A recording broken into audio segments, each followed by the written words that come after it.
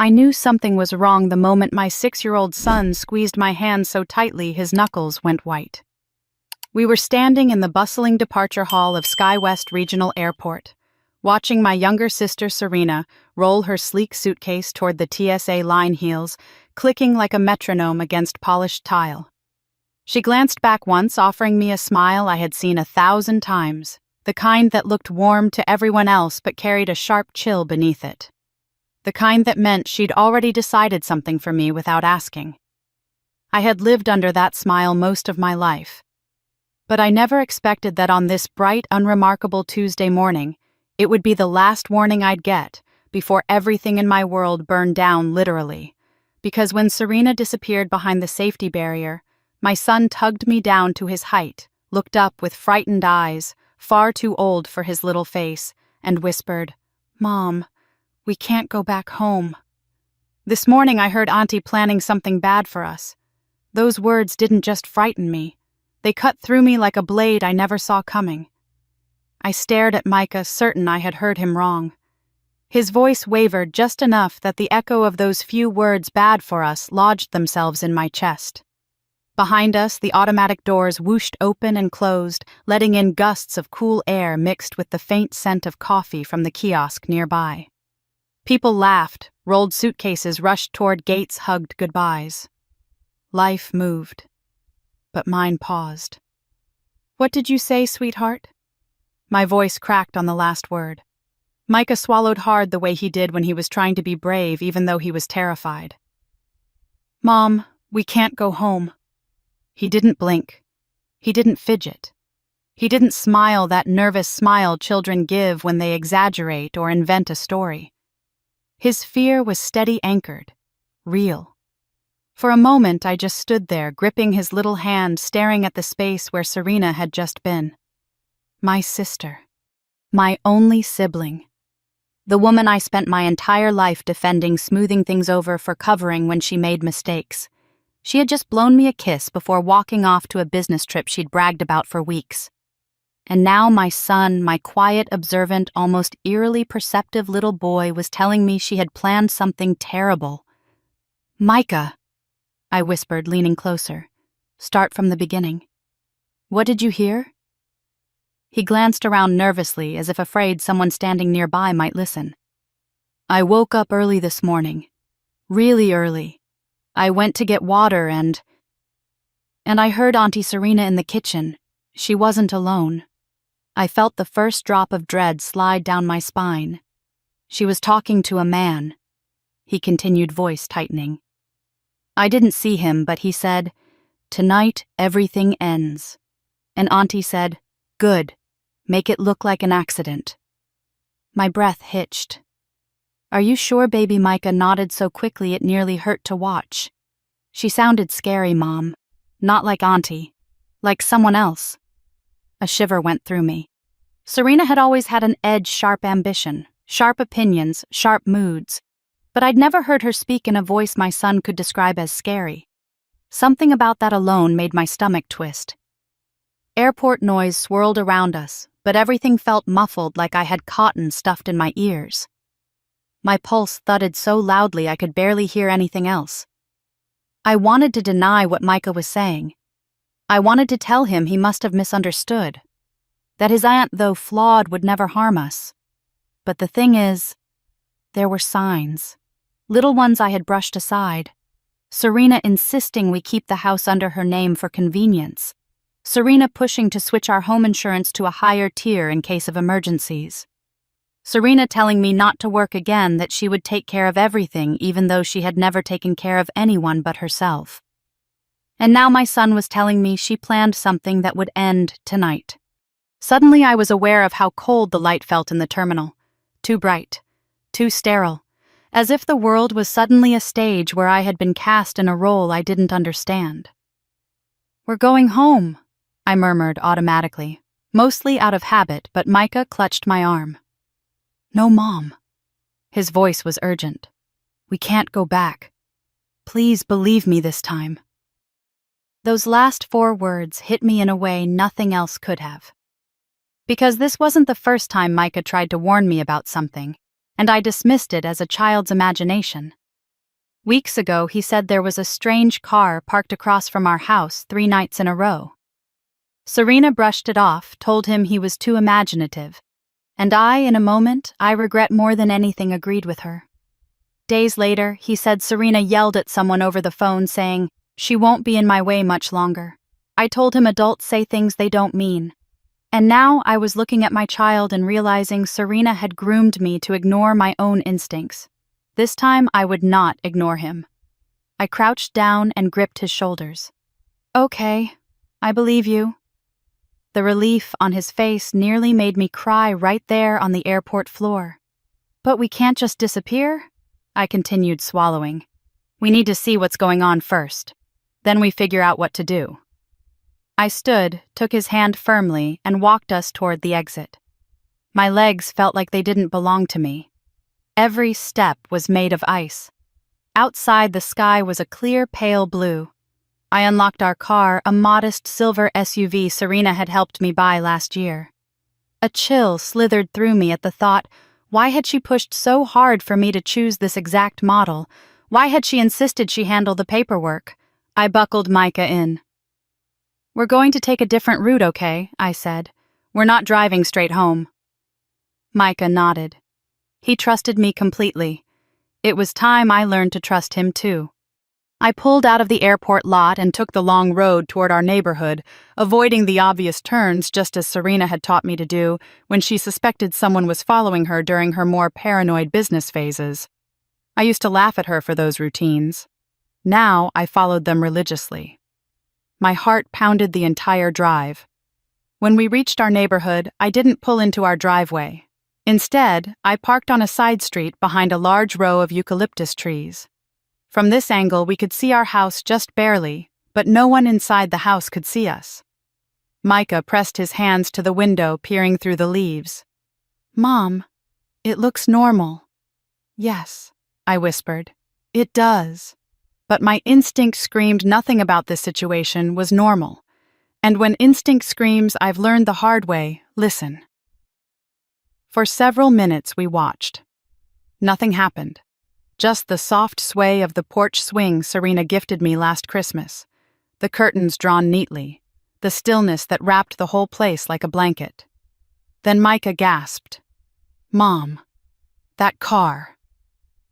A dark SUV glided slowly down our street. Not speeding, not lost. Moving like a predator, absolutely certain of its prey. My breath caught. The SUV rolled to a stop, directly in front of our house. 2 men stepped out. Not neighbors, not delivery drivers, not maintenance workers. They wore dark clothing gloves. Their movements were intentional. And then the moment that cracked the world in half, one of them pulled out a key, inserted it into our lock, turned it. The front door opened smoothly. Micah's voice trembled behind me. "Mom, how do they have Auntie's key?" I couldn't answer. I couldn't breathe. Only 3 people in the world had keys to that door, Serena, and the spare Serena kept locked in her bedroom drawer. The men disappeared into the house, through our living room, past our hallway, toward the staircase. Their flashlight beams flickered through the curtains like lightning bugs caught in a jar. "What do we do?" Micah asked, voice tiny shaking. "We wait," I whispered, though my pulse hammered so loudly I barely heard myself. Then the smell hit. A sharp chemical tang that didn't belong anywhere near a house. Micah covered his nose. "Mom, what is that?" I leaned closer to the open window. Smoke thin at first slipped out from beneath the shingles. Then more. Gray turning darker. My throat closed. "No," I whispered. Orange light flared behind the living room windows, a glow that grew and pulsed and swelled. Fire. Real, hungry fire. Micah cried out, choking on fear. "Mommy, they're burning our house!" I grabbed him, pulling him close even as my eyes watered from the smoke curling into the night air. Flames licked the curtains, then exploded outward. The porch swing caught. The windows shattered outward in bursts of glass and fire. Then my phone buzzed. A text from Serena. "Love you, sis. Hope you and Micah are resting well. I'll call when I land." The world tilted sharply. Fire roared in front of me, and in my hand a message from the person who was supposed to love me most. Pretending to care, while making sure we burned alive. Micah sobbed into my side. "Mom, we would have been in there." "Yes," I whispered, voice shaking uncontrollably. "We would have. And because of him, we weren't." Sirens wailed in the distance. The dark SUV sped away without headlights, disappearing into the night like ghosts. I didn't chase it. I didn't move.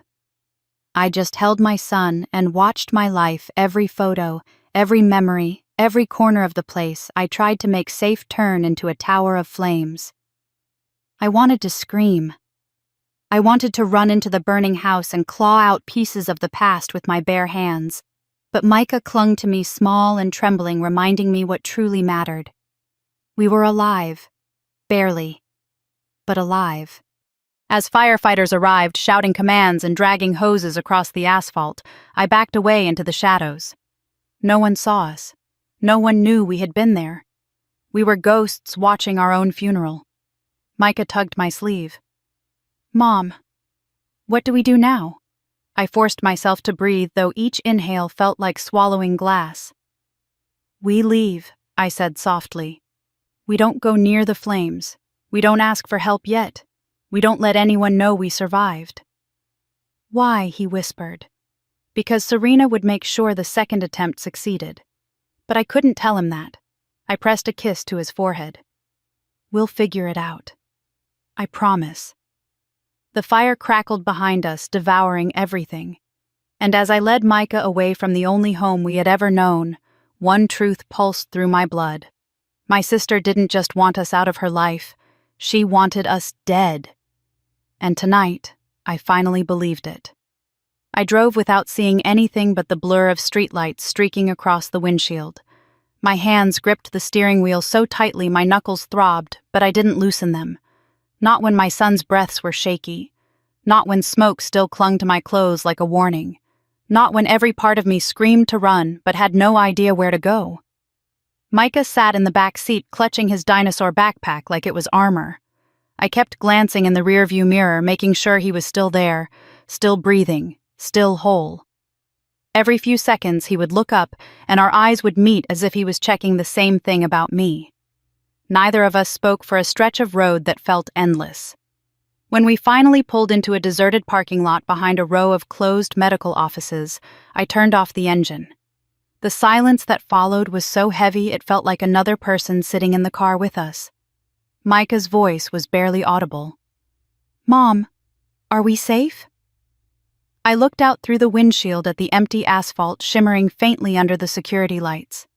Safe wasn't something I'd felt in years. I just hadn't known it. "We're safer than we would have been," I murmured. "That's what matters right now." Micah hesitated, curling his legs up under him. "I heard more than what I told you." My chest tightened. "Tell me everything, baby." He leaned forward in his seat, his eyes big and dark in the dim light. Auntie Serena wasn't alone this morning. There was a man with her. He had a deep voice. He said, "Tonight everything ends." And she said, "Good. I'll be on the plane. No loose ends." The phrase hit me like a smack of ice water. No loose ends. And there was a paper on the table. Micah continued. It looked like a map. I think it was our house. My nails dug into my palms. She hadn't just snapped. She had planned, strategized, rehearsed. "Mom, did I do something wrong?" he asked suddenly, voice trembling. "Is she mad because I told you about the car? Or the phone call? Did that make her want to—" "No," I cut in, turning fully toward him. "Micah, listen to me. You didn't do anything wrong. None of this is your fault. Serena makes her own choices, And what she did has nothing to do with you being good or bad. You're the reason we're alive." He blinked, tears slipping silently down his cheeks. I climbed into the back seat, pulling him into my arms and letting him cry until his breathing steadied again. When he finally rested his forehead on my shoulder, I whispered, "We have to think carefully about our next steps." He nodded against me. I returned to the driver's seat and stared out through the windshield again. The night felt too still, too watchful. I needed answers, not just fear, and the only place we could get answers was the place I most dreaded returning to. "We need to see what's happening at the house," I said slowly. "Not up close, not where anyone can see us, just from a distance." Micah wiped his face. "Okay." I drove again, taking a different route, one Serena wouldn't expect. She always predicted my routines, anticipated my movements. I wouldn't give her the satisfaction this time. When we neared our street, my heart kicked against my ribs. Even through thick eucalyptus branches and the darkness of the sidewalk, I could still smell smoke hanging in the air, the ghost of what we'd escaped. I parked between two towering trees, shutting off the lights, so we were swallowed by the dark. From here, our house sat faintly visible at the end of the block, illuminated by street lamps and emergency lights cast from fire engines. A few neighbors lingered outside their homes, their silhouettes small and uncertain. And the house, our house, was still smoldering the roof, a jagged black outline against the sky. Micah pressed his face to the window. "Mom, look." A police cruiser rolled slowly down the street. Firefighters continued to spray the remaining hotspots. The chaos we'd witnessed earlier had simmered into exhaustion and ash. But I wasn't looking for fire, or police. I was looking for the SUV, and it wasn't there. For a moment, relief washed over me. Then dread replaced it. If the SUV was gone, the men were gone too. Maybe reporting back, maybe regrouping, maybe following orders for whatever Serena wanted next. I inhaled deeply through my nose, but the smoke scratched the inside of my throat. Memories flashed against my eyelids. Serena insisting we move my name off the utility accounts. Serena pushing me to sign papers without reading them. Serena snapping at me last week when I asked why she was researching property transfers. Little cracks in the foundation I hadn't noticed or had chosen not to. Micah tugged my sleeve. "Mom, I'm scared." "I know." My voice quivered despite my effort to stay calm. "We're going to figure this out. Will Auntie find us? Not tonight." I forced the words out. "Not if we're careful." He nodded but kept staring at the smoldering remains of what used to be home. The same house where I had read him bedtime stories, built forts out of blankets, watched cartoons with him on lazy Saturdays. Now it was a ruin that still glowed at its edges. Minutes stretched by. My back ached from tension. My jaw hurt from clenching it too long. I was about to say we should leave when I noticed something, a pair of headlights turning onto the far end of the street. My breath froze. The car moved slowly, far too slowly for someone simply passing through. Micah pressed closer to me. "Is that them?" "No," I whispered. "Different car." But my nerves were shot. Every vehicle felt like a threat, every shadow like an ambush. I sank lower in my seat, gently nudging Micah to do the same. The car passed indifferent, not slowing, not watching. But it didn't matter. The panic already pulsed through me like electricity under my skin. "We need help," I murmured. Micah looked at me as if he'd been waiting for those words. I thought of who could possibly help us. Not Serena's friends, they all adored her. Not my coworkers, they barely knew my personal life. Not neighbors, they'd run straight to Serena if they saw us. And then from a place deep in my memory, a voice surfaced. My mother's voice, faint but steady. "If one day you don't know who to trust, call Grace Armitage." Grace. My mother's lawyer. Older, sharp-tongued private. Someone Serena had always disliked. Maybe that was enough reason to trust her. We couldn't stay in the car forever. I started the engine again and backed away from the curb, my eyes fixed firmly on the remains of our house for the last time. As we pulled away, Micah asked, "Where are we going?" To someone who might know what to do. He nodded, exhausted and scared, but willing to trust me completely. Half an hour later, we arrived at an old brick building in Glendale Grace's office. The parking lot was empty except for a single lamppost flickering like a tired heartbeat.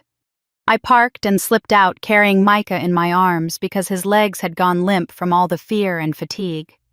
The office door was locked. I hesitated, then knocked.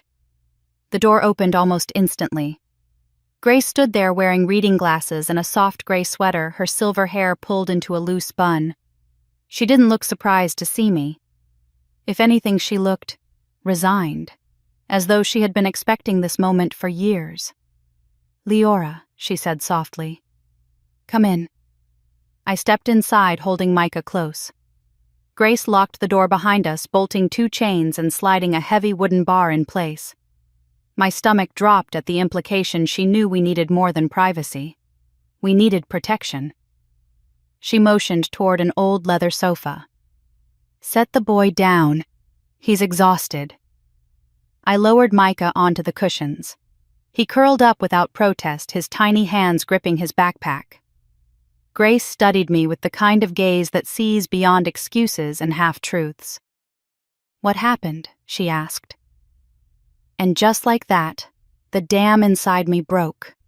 The words spilled out everything.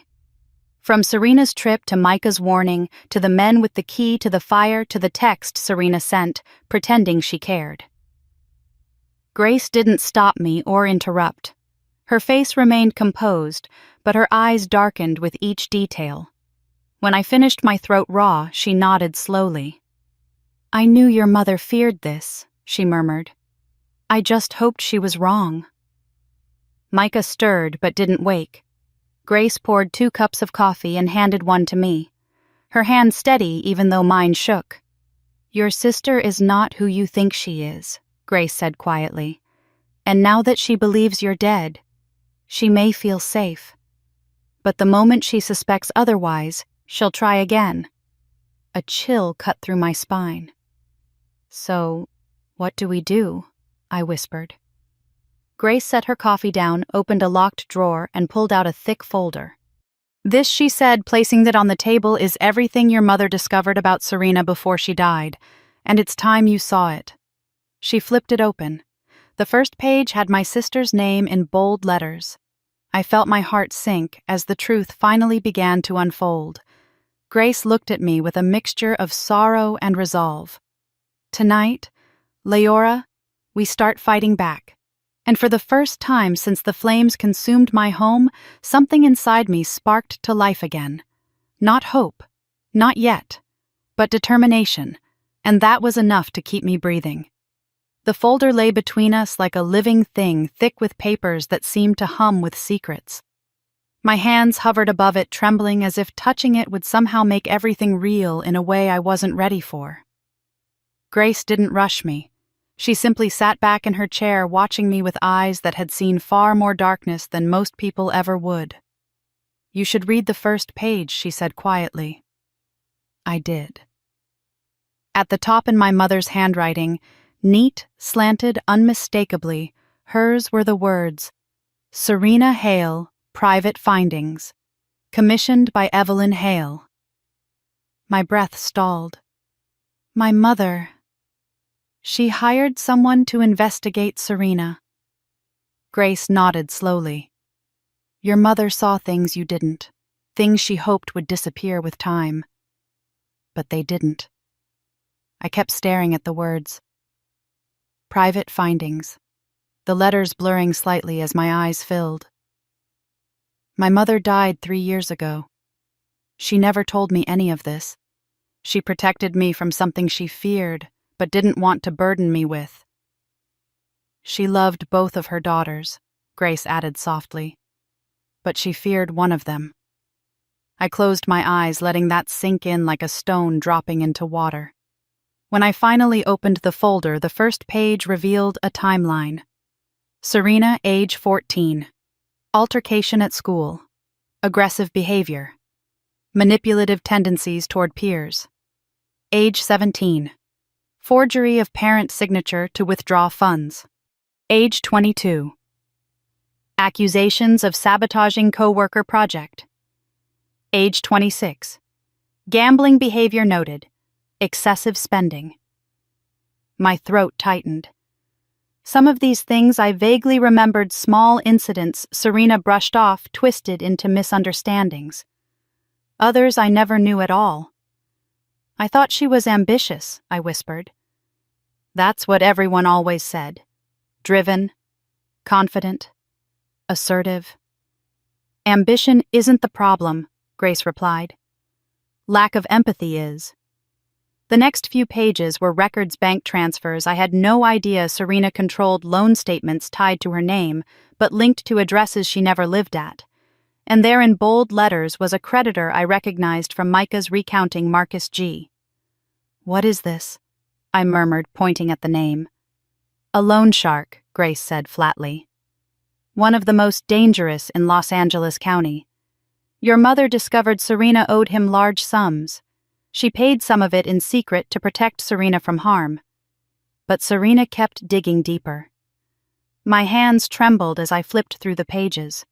Bills, receipts, late notices, withdrawals, all tied to Serena, all hidden from me. She used our family business accounts, I whispered. She used our inheritance. Yes, Grace confirmed. She drained every resource she could access. And when she ran out, she looked for the next source of money.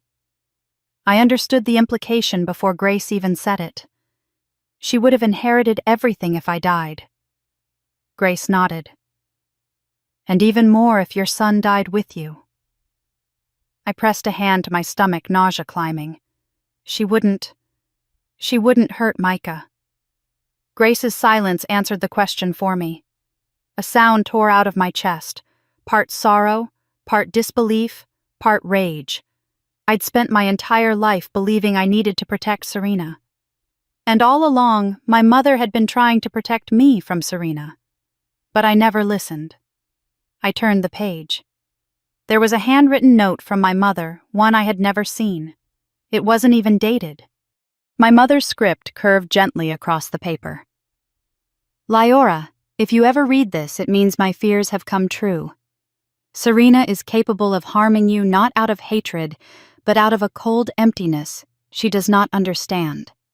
Protect yourself. Protect your child. Do not ignore the signs as I once did. I couldn't breathe. Micah stirred on the sofa, turning over with a soft sound, and the sight of him grounded me. I wiped my face before he could see the tears. Your mother saw Serena clearly, Grace murmured. She asked me to keep this file safe until you needed it. Why didn't she tell me? I asked, my voice tiny. She hoped you would never need to know, Grace replied gently.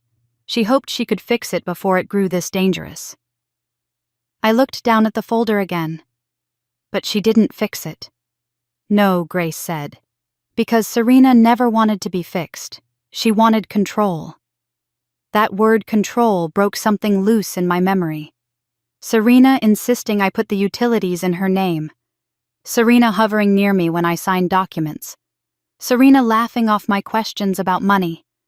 Serena telling me, "Don't worry, I'll take care of everything," in a way that now felt like a cage disguised as kindness. I pressed a hand to my forehead. My God, I was so blind. You were trusting. Grace corrected. There is a difference. But trusting had cost me everything I owned, and almost my life. I pushed the folder aside and took a shaky breath. There has to be more. Something that explains why she did this now. Grace stood and walked to another cabinet, pulling out a second file, thinner, newer. Your mother wasn't the only one who kept an eye on Serena. I've been watching too. And recently, Serena's behavior escalated. She opened the file to show me printed copies of emails. The first one was from Serena to a real estate attorney. Move forward with transfer. My sister will sign anything I give her. Another email to a financial advisor. Once Lyora steps away, I'll have full access. We can implement phase 2. Then a message to someone labeled only as CG. She's too soft to fight. I'll handle her. Just get me the papers. I felt sick reading it. My name tossed around like a problem she needed to eliminate. What is phase 2? I asked. Grace's lips pressed into a thin line. That's what worried me most. Remember when Serena convinced you to let her manage your insurance renewal? That was to help with the paperwork? I said automatically. Then froze. Grace shook her head. She increased your accidental death coverage to the maximum allowable amount and put herself as primary beneficiary.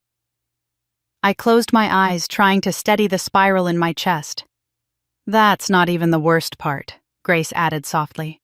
She also moved assets from the family business into her personal corporation quietly, illegally, without your signature. I rubbed my arms suddenly cold. She forged my name. Yes. But why now? Why push so fast? Grace hesitated. Because Serena's debts were about to be called in.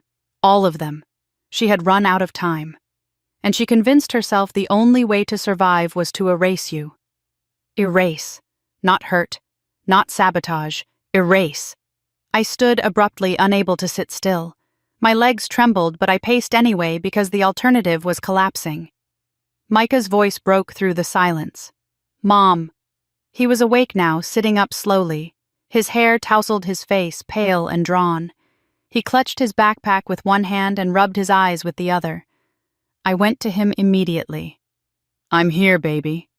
He blinked up at me. Are we going to be okay? I smoothed his hair. We will be, I whispered. I promise. He hesitated, then looked past me at Grace. Auntie Serena didn't like her. Grace gave him a small, warm smile. No, she didn't. Why, Micah asked. Grace folded her hands in her lap. Because people who can't control the truth fear the people who can see it. Micah nodded slowly as if he understood more than a 6-year-old should ever need to. Micah Grace said gently, Can you tell me everything you heard this morning? Even the small things. He swallowed. Okay. He told her everything. Serena's hurried tone, the man's voice, the map, the strange boxes she carried out of her room at dawn. The way she told him, Later, everything will be easier. You'll see. Grace's expression darkened with each detail. When he finished, she leaned back in her chair. Leora, this is bigger than we thought, and more dangerous. I know, I murmured. You need more than safety, Grace continued. You need proof. Tangible, undeniable proof of Serena's intent. My stomach clenched. How do we get that? Grace stood. By going back. A shock ran through me. Back, where? To your house, she said. To what's left of it. No. My response came out fast and panicked. Grace, it's dangerous. Those men could come back. The fire could restart. We can't. We must, she interrupted firmly. The evidence Serena needed to destroy is there, and she may not have succeeded in burning all of it. Micah grabbed my hand. Mom? No. I knelt in front of him. Honey, we wouldn't go alone. Grace nodded. And we wouldn't go through the front. There's a way through the back where no patrol lights reach. My pulse hammered. The idea of returning to that charred skeleton of a house filled me with dread. But without proof, the world would believe Serena's version of events. She'd spin everything into a tragic accident. She'd claim I fled out of shock. She'd twist the evidence. And then she'd try again. I swallowed hard. If we go carefully. We don't stay long. Grace nodded. Exactly. Micah tugged at my sleeve again. But what if Auntie finds us? I cupped his cheek. She won't. Not tonight. He didn't look convinced, but he nodded. Grace closed the folder and locked it back in her drawer. Then she retrieved a flashlight, a set of gloves, and an old ring of keys. We go now, she said. Now, I whispered. Yes. Before Serena realizes you're not in the fire. A cold, heavy truth settled into my bones. Serena believed I was dead. She believed Micah was dead. That belief was the only protection we had. If she discovered otherwise, she wouldn't rest until the job was finished. I lifted Micah into my arms, feeling his small heart pounding against mine.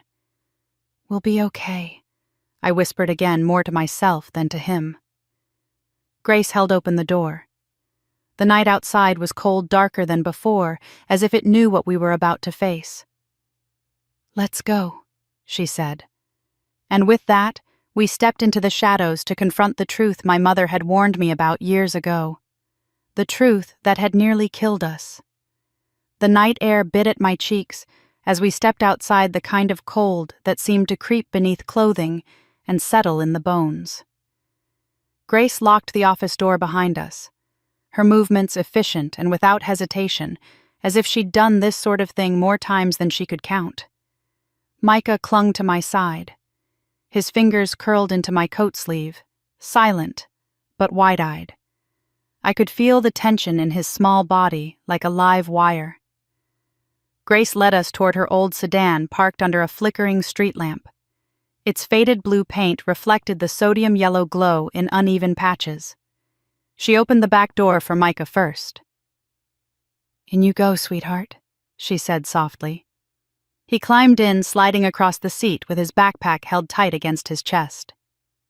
I followed, settling beside him, and Grace got behind the wheel. The engine started with a low rumble vibrating the air inside the car. "For now," she said, turning onto the main road, "we assume Serena has eyes on the obvious places. Hospitals, police stations, anywhere you might seek immediate help." My stomach tightened. How long until she realizes we weren't in that fire? "Hard to say," Grace murmured. "But she's smart, too smart, and she's not patient. The moment she gets restless, she'll start looking for answers." Micah held my hand. "Will she track your phone, Mom?" I checked my pocket. I turned it off earlier. Grace shook her head lightly.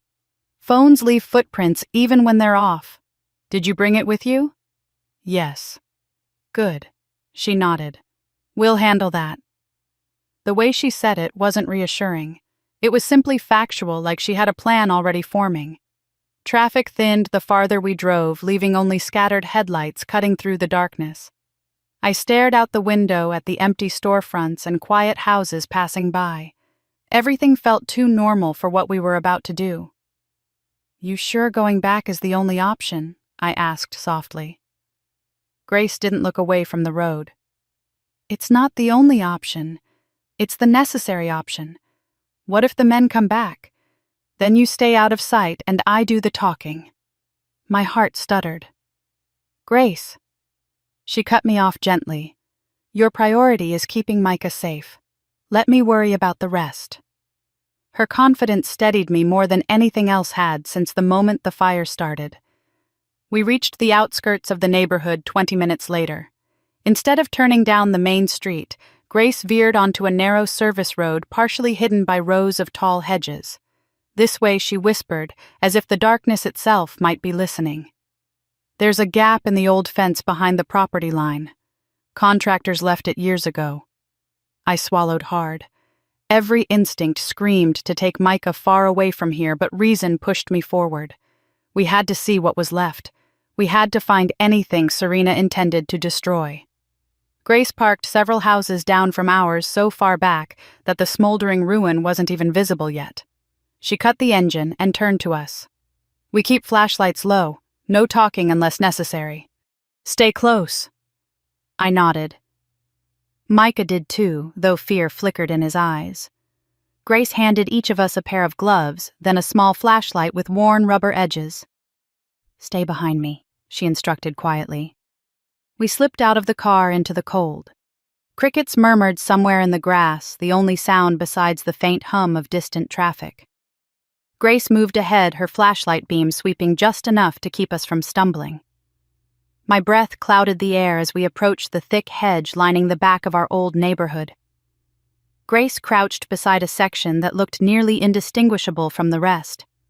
But when she pushed the leaves aside, a narrow opening revealed itself, a dark tunnel through tangled branches and brambles.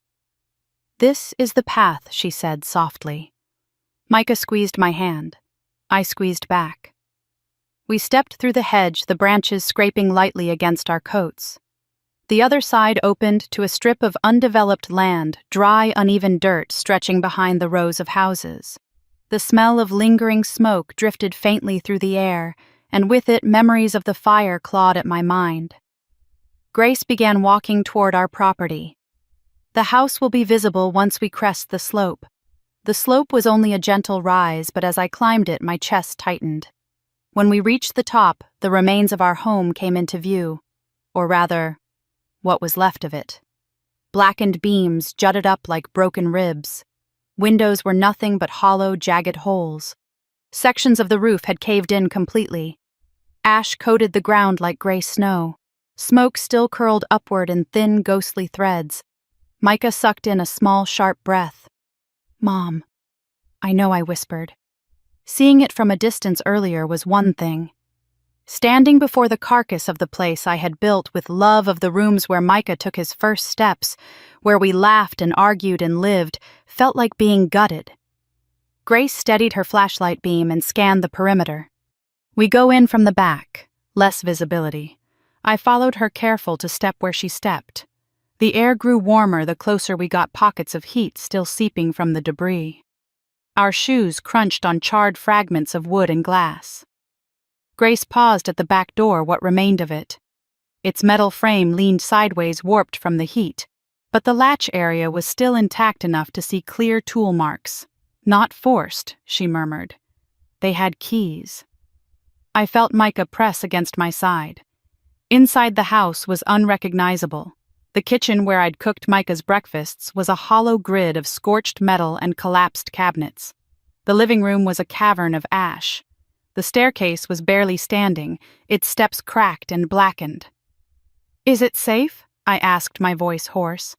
"As long as we don't linger or climb anything unstable," Grace said. "Stay on the solid beams. Follow the pattern of the firefighters' footprints." She moved with surprising confidence for someone in her 60s. Her flashlight caught glints of glass and charred fragments in the air. She maneuvered around what used to be a door frame, then pointed upward. "That's the hallway to the bedrooms," she whispered. "The office should be intact enough for us to see if anything survived." The office, where Serena kept documents, where she hid things, where she forged my name, where she planned my life like a chessboard she could rearrange without consequence. A mixture of fear and anger simmered beneath my ribs. We stepped carefully into the hallway. Most of the upper structure had collapsed, but parts of the office area had only partially burned. The air grew thicker, tinged with something sharp, melted plastic, burnt wiring. Grace raised her flashlight. "Here." The office door hung crooked. The top hinge melted into a drooping shard of metal. Grace pushed gently, and it scraped open with a low groan. The room was a wreck. Papers, scorched drawers, warped shelves reduced to twisted silhouettes. But the wall safe was still there, partially exposed, its metal casing blackened but intact. I stared at it, heart thudding.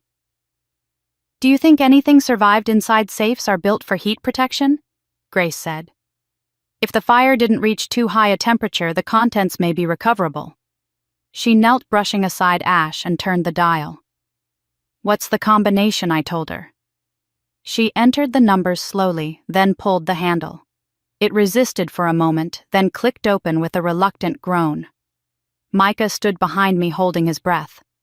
Inside was a charred mess of melted plastic, warped folders, and singed envelopes. But beneath the top layer of destruction, I spotted a corner of something metallic, a small flash drive half covered in ash, but visibly intact. Grace reached in carefully and lifted it out. This might contain financial data, or communications. My pulse quickened. Or evidence. "Yes," she said quietly. "Or evidence." She placed it gently into her coat pocket. Then Micah tugged my sleeve. "Mom, look." He pointed to a section of the floor where the wood had burned unevenly, leaving a narrow opening near the wall. Something shiny glinted within the gap. I crouched and pulled aside debris. Beneath could have been mistaken for a mere scrap, except it wasn't. It was a small fireproof envelope, edges blackened but body intact. Grace raised an eyebrow. Fireproof documents. Serena didn't store these in the safe. That alone is suspicious. Hands shaking, I opened the envelope. Inside were 3 items: a notarized transfer document for my car with Serena's forged signature on my line, a deed for our house transferred to Serena for administrative purposes, and a life insurance policy naming Serena as the sole beneficiary, filed just 2 months ago. My breath left my body in a violent exhale. That, I whispered, voice breaking. That's the motive. Grace nodded grimly. This is more than enough to prove premeditation. Micah wrapped his arms around my waist. So, Auntie Serena really did want us gone. I held him close. She did, baby, but she failed. Before I could say more, Grace stiffened suddenly. Quiet. I froze. A faint crunch echoed from downstairs. Footsteps. My blood turned to ice. Micah's fingers dug into my coat. Grace leaned toward us, whispering so quietly it barely carried through the air. We're not alone. My heartbeat pounded in my ears. Another step. Heavier this time. Then a man's voice, low, gruff, unmistakably the same one Micah had described from the kitchen earlier that morning. Boss said check upstairs. Said she might have left something. Boss? Serena. A second voice answered. Fire's dying down. Should be quick. Grace's eyes widened. We have to move. Now. She motioned us toward the back of the room. The office window was shattered, but accessible. I whispered, the glass. We'll be careful, Grace replied. The footsteps grew louder, turning toward the hallway. I picked up Micah, feeling his small arms wrap around my neck. Grace pushed debris aside and stepped onto the ledge. Come, she urged. The footsteps stopped just outside the office door. My heart slammed into my ribs. Grace climbed out first. I passed Micah to her, then swung my leg over the frame and dropped down into the cold night air just as the office door creaked open behind us. Someone was here, the first man said. Safe's open. Check outside, the second replied. Grace grabbed my arm. Run.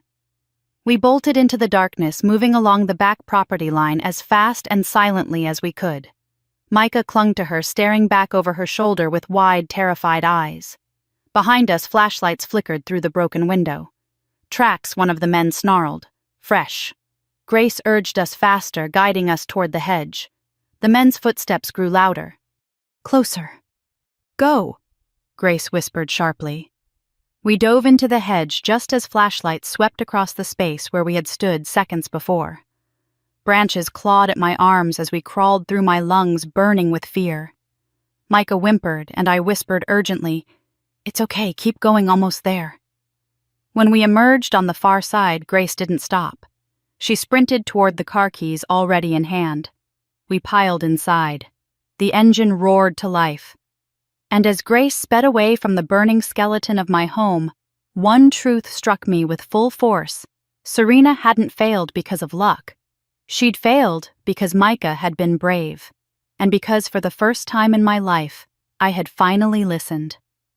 Grace didn't ease off the gas until we were several miles away from the neighborhood, and even then she kept glancing in the rearview mirror as if expecting the dark SUVs to reappear at any moment. My breath trembled in my chest, each inhale sharp and uneven. Micah was beside me in the back seat, one hand gripping mine, and the other clutching his dinosaur backpack like it held his entire world inside. The evidence hidden in Grace's coat pocket felt like a burning coal between us, dangerous, volatile, needed. Only after turning onto a long stretch of industrial road lined with warehouses did Grace finally slow the car. The engine hummed as she pulled into a nearly empty lot tucked between 2 shuttered factories. She switched off the headlights but kept the engine running, her eyes scanning the quiet surroundings. "We can't go back to my office," she said, voice steady but low. "If Serena put anyone on you, that's the first place they'll check." I swallowed hard. Then where do we go? Somewhere Serena doesn't know. Somewhere that won't be tied to you or your mother. A place she'd never think to look. Micah pressed closer to me. Mom, I'm scared. I know, baby. I wrapped an arm around him, pulling him against my side. But we're safe right now. Grace won't let anything happen. She's right, Grace said gently. I won't. The weight of everything we'd seen at the house still clung to me like soot. Serena's forged documents, the fireproof envelope, the men searching upstairs, the narrow escape. My hands still shook from adrenaline. How long do we have before they realize someone else was there? I asked. Not long, Grace replied. They already know the safe was opened. When they report that to Serena, she'll understand the fire failed. And then she'll come after us again, I whispered. Yes. Micah shivered. I tucked my coat around him, but the cold settling into his little bones wasn't from the night air. It was from what he'd witnessed. What we'd both witnessed. Grace took a breath, her gaze firm. Before we do anything else, we need to separate from anything Serena could track. My heart stumbled. What do you mean phones? Cards? Anything electronic? If your phone pings a tower, if your debit card registers a purchase, if you log into a single account, Serena will find you. I reached into my pocket and pulled out my phone, the familiar case suddenly feeling like a trap. Grace extended her hand. I'll dispose of it safely, but right now it needs to go. Micah held up his small tablet slowly. Mine too. Grace nodded. For now, sweetheart. He hesitated before placing it in her palm. His fingers lingered on it longer than mine did. It held his games, his pictures, his tiny pieces of normal life. But he let go. Grace set the devices on the dashboard. We'll destroy them once we're sure we're not being followed. My pulse thudded painfully in my ears. It hit me then we were truly completely cut off. No way to call for help. No way to be found. It was just us and Serena hunting from the shadows. Where are we going? I asked again, my voice barely carrying. Grace put the car back into gear. A safe house. A what? A small apartment downtown, she explained. I keep it for clients fleeing domestic violence or unsafe situations. No one knows it's connected to me. Not even Serena. Hope flickered faintly inside me. Is it secure? Yes. And more importantly, it's invisible. As we drove, the cityscape changed gradually. Warehouse roofs replaced by old brick buildings, neon signs flickering above empty streets, quiet alleyways stretching beyond pools of yellow lamplight. Grace maneuvered through the maze-like streets with practiced ease. Micah mumbled a question from beside me. Are we going to stay there forever? No, I said, immediately stroking his hair. Just until we figure out our next steps. But where will we live? He whispered. I didn't have an answer. My home was ash. My sister held my financial identity hostage. My accounts were compromised. Everything in my life had been built beneath Serena's shadow, and now that shadow had become a hand trying to strangle us.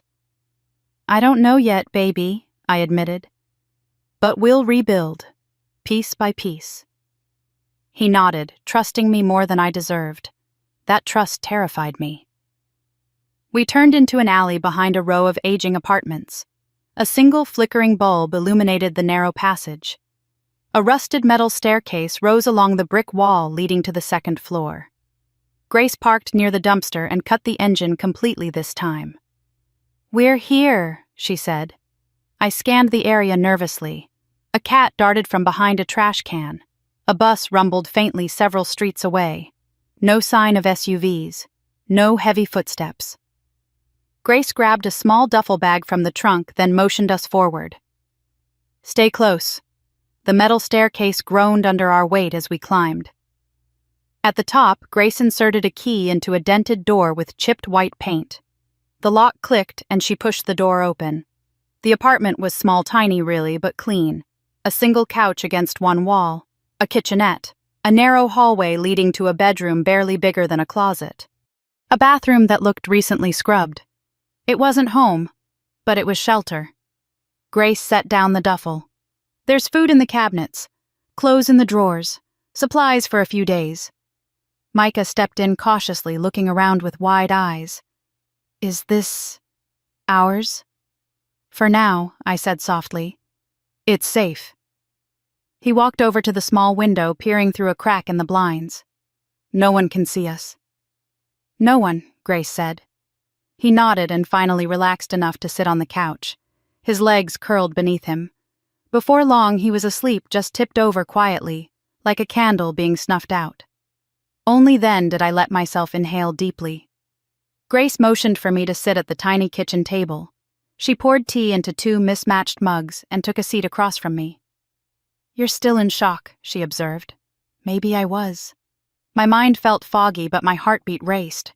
The images kept replaying fire eating through my home, men in dark clothes stepping through the doorway with keys. Serena's smile at the airport, the forged documents, the flames licking up the walls. My sister tried to kill me. I murmured the words strange and heavy in my mouth. She tried to kill my son. Grace didn't flinch, and she failed. But she won't stop. No, Grace agreed. She won't. I rubbed my eyes. What do I do now? I can't go to the police, not without proof, and even with what we found. Serena's connections. Connections don't protect against everything, Grace said. But you're right. Going to the police now without a controlled approach could backfire. Serena would spin the narrative faster than you could explain it. So we wait. No, we plan. Her voice held a steely edge that made me straighten. What kind of plan? One that turns Serena's biggest strength against her, Grace said. Her confidence, her certainty that she is always 10 steps ahead, her belief that you are fragile, oblivious, easy to manipulate. I clenched my fists. I'm not that person anymore. No, Grace said softly. You aren't. She reached into her coat pocket and pulled out the flash drive and the fireproof documents we'd found. These are the first tools we will use. But there may be more. Someone as arrogant as Serena leaves traces, conversations, payments deals. People willing to talk. People she's wronged. A spark of something, maybe courage, flared in my chest. And we'll find them. Yes. Silence stretched between us for a moment, heavy but purposeful. Then Grace said, For tonight you and Micah rest. Tomorrow we start gathering everything we need. I nodded, though exhaustion was already pressing down on me like a weight. But before she could stand, something inside me shifted. A memory surfaced, small, insignificant, but suddenly meaningful. Grace, I whispered. Earlier, at the house. When those men came upstairs, they said something. She paused. What did they say? They said Boss said she might have left something. She, not he, not they. She. Grace leaned back in her chair. They meant Serena. I know, but it means something else too. Yes, Grace murmured. It means Serena didn't act alone in planning. She oversaw it, and she's checking the aftermath. Which means Grace finished quietly. She already has doubts. A cold shiver went down my spine. She might already suspect we're alive, I whispered. Yes, Grace said. Which means she will come looking much sooner than we hoped. I looked toward the couch where Micah slept, curled into himself, unaware of the storm still swirling around him. My breath trembled. Then we need to move fast, I whispered. Grace nodded. We will. She stood and walked toward the door. I'll be back in the morning. Don't open for anyone but me. She paused with her hand on the doorknob. And Leora, brace yourself. The truth we uncover won't be gentle. After she left, the apartment was silent, except for the soft hum of the refrigerator and Micah's quiet breathing. I sat on the edge of the couch, watching my son sleep, his face soft and peaceful despite everything. He saved us, and now I would save him. I lay down beside him, pulling the thin blanket up over both of us. My eyes burned from exhaustion. My mind buzzed with fear. But somewhere beneath the fear, determination pulsed steady, rising. We weren't done, and neither was Serena. Sleep came slowly, but when it finally claimed me, one truth settled deep into my bones. The next time Serena came for us, I would be ready. I woke to the faint sound of footsteps overhead, or at least I thought I did. For the first few seconds, my body shifted instinctively, bracing for danger, until I remembered I wasn't in my burned house or Grace's office. I was on the couch in the safe house with Micah curled tightly against me. His breath warmed my arm, the rise and fall of his chest slow and steady. Dawn barely touched the blinds, turning the cramped room into a faded wash of pale blue. I lay still for a moment listening. Silence settled around us, broken only by the occasional distant hiss of a bus or the low hum of early morning traffic. No footsteps. No voices. No heavy boots approaching the door. We had survived the night. My bones ached from sleeping on the couch, but I didn't dare move until Micah stirred on his own. Eventually, he shifted his small fingers, brushing my hand. "Mom," he whispered. "I'm here," I murmured. He blinked sleepily, then sat up slowly, rubbing his eyes with the back of his fist. "Did she find us?" "No, sweetheart." His shoulders relaxed visibly. He leaned against me for a few seconds longer, as if needing physical proof we were still safe. I smoothed his hair. "Do you want breakfast?" He nodded. I didn't expect much from the safe house kitchen, but when I flicked on the light, I found oatmeal packets, canned fruit crackers, and a half-full box of cereal with a folded note inside in Grace's handwriting. "Eat. Think. Don't decide anything until I arrive." A wave of gratitude washed through me. Grace wasn't just helping us. She was preparing for war in her own way. Micah and I ate quietly at the small table. He kept glancing at the door between bites, and I couldn't blame him. Every sound from the hallway made my pulse jump. The world felt fragile, like one wrong move might shatter our thin layer of safety. When he finished eating, he leaned his chin on his hand. "Mom, do you think Auntie Serena ever loved us?" The question hit hard. Harder than the fire. Harder than the forged documents. Harder than seeing my home turn to ash. I reached across the table and took his hand. "I think Serena loves herself more than she can love anyone else," I said carefully. "Sometimes people confuse control with love. That's what she did." His brow furrowed. "So she didn't love me? She loved the idea of being important to you," I said softly. "But love the real kind means wanting someone safe. And Serena didn't want us safe." He nodded slowly, then almost in a whisper, "But I loved her." My throat tightened. "You can love someone and still protect yourself from them," I whispered. "Love doesn't mean you let them hurt you." He held my gaze for a long moment. Then he nodded again. I could see something shifting behind his eyes, loss mingled with understanding far beyond his years. My little boy was growing up in ways no child should ever have to. Before I could say more, a soft knock sounded at the door. Micah stiffened. I nearly knocked the chair over, standing up. "Who is it I called?" "Grace." Her voice. Steady, calm, unmistakable. I checked the peephole anyway. It was her. Relief washed through me. I unbolted the door. Grace stepped inside with a gust of cool morning air. She wore the same coat as last night, but her hair was freshly tied back, and a travel mug of coffee steamed in her hand. "Good. You're awake," she said. "We have work to do." I locked the door behind her. "Did something happen?" "Not yet," she said. "Which means we still have the advantage."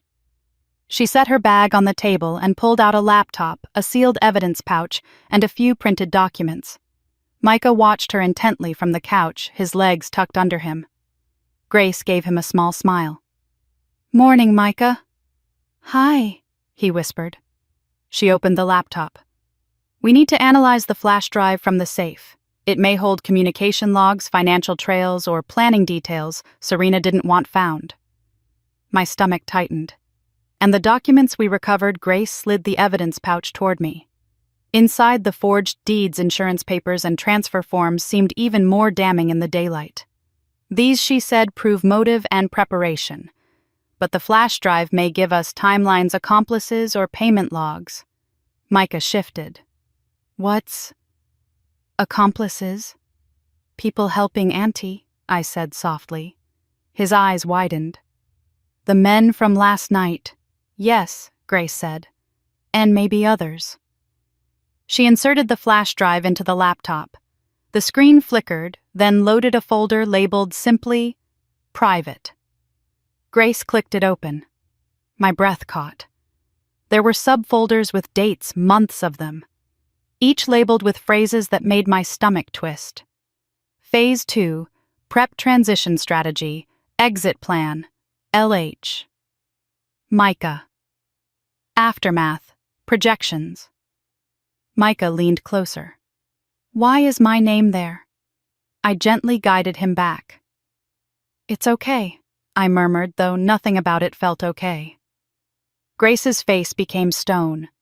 She documented everything. She clicked the first folder. A list of PDF scans, receipts, bank transfers, emails filled the screen. Grace opened one at random. It was an email from Serena to someone labeled only as CG. Once she signs the final power of attorney packet, everything will shift overnight. She never reads the fine print. She trusts me completely. I felt bile rise in my throat. I didn't sign any power of attorney, I whispered. No, Grace said, but she intended you to. She opened another file. This time an invoice $25,000 paid to Marcus G., dated 3 days before the fire. Then another. A typed outline titled Contingency Protocol if Accident Occurs Before Timeline Completion. What is this? I choked out. Grace read silently, her jaw tightening. Insurance filings, recovery steps, real estate liquidation, post-mortem steps, she said. Serena planned what to do after your death. Micah's face crumpled. She didn't think about me at all. Grace gave him a steady look. That is because she underestimated you, Micah. And she was wrong. He blinked hard and nodded. She opened the folder titled LH, my initials. Files filled the screen, notes on my behavior, financial patterns, work, history, weaknesses. Weaknesses. She studied you, Grace murmured. She studied me like prey, I whispered. My hands shook violently. She wrote down everything, every detail. She's meticulous, Grace said, carefully calculating. That is both her strength and her downfall. How can it be her downfall, I asked. Because she leaves records, Grace said. Records we now have. Micah tugged my shirt sleeve gently. Mom, look. He pointed to a file near the bottom, one labeled End Date Confirmed. Grace clicked it. The document was short. Fire confirmed as method. Access points secured. Travel alibi established. Timeline irreversible after ignition. My head spun. Micah burrowed into my side, trembling. She picked fire on purpose. I wrapped my arms around him tightly. Yes, baby. But we got out. Grace looked at me, her eyes sharp with purpose. We have enough to bring her down, but we must choose the right approach. What do you mean? If we rush to police now, Serena will spin this claim. The documents were forged by you. Claim the drive is planted. Argue you're mentally unstable after trauma. She's prepared for that. Her power lies in manipulating perception. And ours, I asked. Ours lies in presenting undeniable truth, Grace said. We need a law enforcement ally who cannot be bought, someone who can authenticate this evidence independently. My stomach tightened. Do you know anyone? She nodded slowly. Detective Harlow. Internal Affairs. He investigated a corruption scandal 5 years ago and nearly lost his career for exposing it. He can help, but only if we approach him discreetly. I wasn't sure if I felt relief or fear. Maybe both. Micah crawled into my lap, curling into himself. I held him, pressing a kiss to the top of his head. His trust felt like both a blessing and a weight. Grace stood. "We have a small window," she said. "Before Serena realizes the documents didn't burn, before she suspects you escaped, before Marcus and the others report back fully." I swallowed. "How much time?" hours, Grace said. "Not days." I ran a hand through my hair. "So what do we do first?" Grace pointed to the laptop screen. "We extract everything, back it up twice. Once on a secure drive, I'll keep once on a decoy Serena will eventually find." "A decoy," I echoed. "Yes," Grace said. "We will let her think she has the upper hand, and when she tries to use it, we'll bring her down." My chest expanded with something unfamiliar, something fierce. "Resolve." "We do it," I whispered. Grace nodded once. "Good." The next hour passed in a blur of copying files, duplicating folders, organizing evidence. Micah stayed beside me the entire time, handing me envelopes, labeling documents in his careful handwriting, his little presence reminding me why we had to survive this. But something gnawed at me, a fear I couldn't name. When Grace finished securing the final backup, she closed her laptop and looked at me seriously. "There's one more thing you need to know," she said. "Serena didn't come up with this plan alone." My blood chilled. "What do you mean?" "Someone guided her. Someone with resources beyond hers. Someone who knew how to structure fraud, manipulate insurance cover tracks." "Who?" I whispered. "I don't know yet," Grace admitted. "But Serena hides her weaknesses. She would never hire amateurs." A knock sounded at the door. Soft, measured, the exact pattern Grace used. Except she was sitting right in front of me. Her eyes widened. Micah froze. My breath lodged in my throat. The knock came again, 3 slow taps. Grace stood silently and mouthed the words, "Don't move, don't breathe, don't speak." My heartbeat thundered so loudly I thought whoever was outside would hear it. The knock came a 3rd time. Then a familiar voice drifted through the door, a voice that made my entire body ice over. "Liora, open the door." Serena. She had found us. For a moment I thought I had imagined it, that my sister's voice, calm, honey-coated, unmistakable, was just another cruel echo of the fear that had followed me through the night. But then it came again, smooth as silk and twice as cold. "Liora, I know you're in there. Open the door. We need to talk." Micah whimpered so quietly it nearly broke me. I wrapped my arms around him, holding him close, my heartbeat a violent drum beneath my skin. Grace's face became a mask of deadly stillness. She moved silently to the light switch and flicked it off, plunging the safe house into shadows. Only the faintest cracks of daylight managed to slip through the blinds, casting thin stripes across the floor. Another knock, firmer this time. Sweetheart Serena called almost playfully, "I don't have time for games. Open up!" I pressed a shaking finger to my lips, urging Micah to stay silent. He buried his face in my shirt, tiny fists clutching the fabric. Grace stepped toward the door slowly, her steps soundless.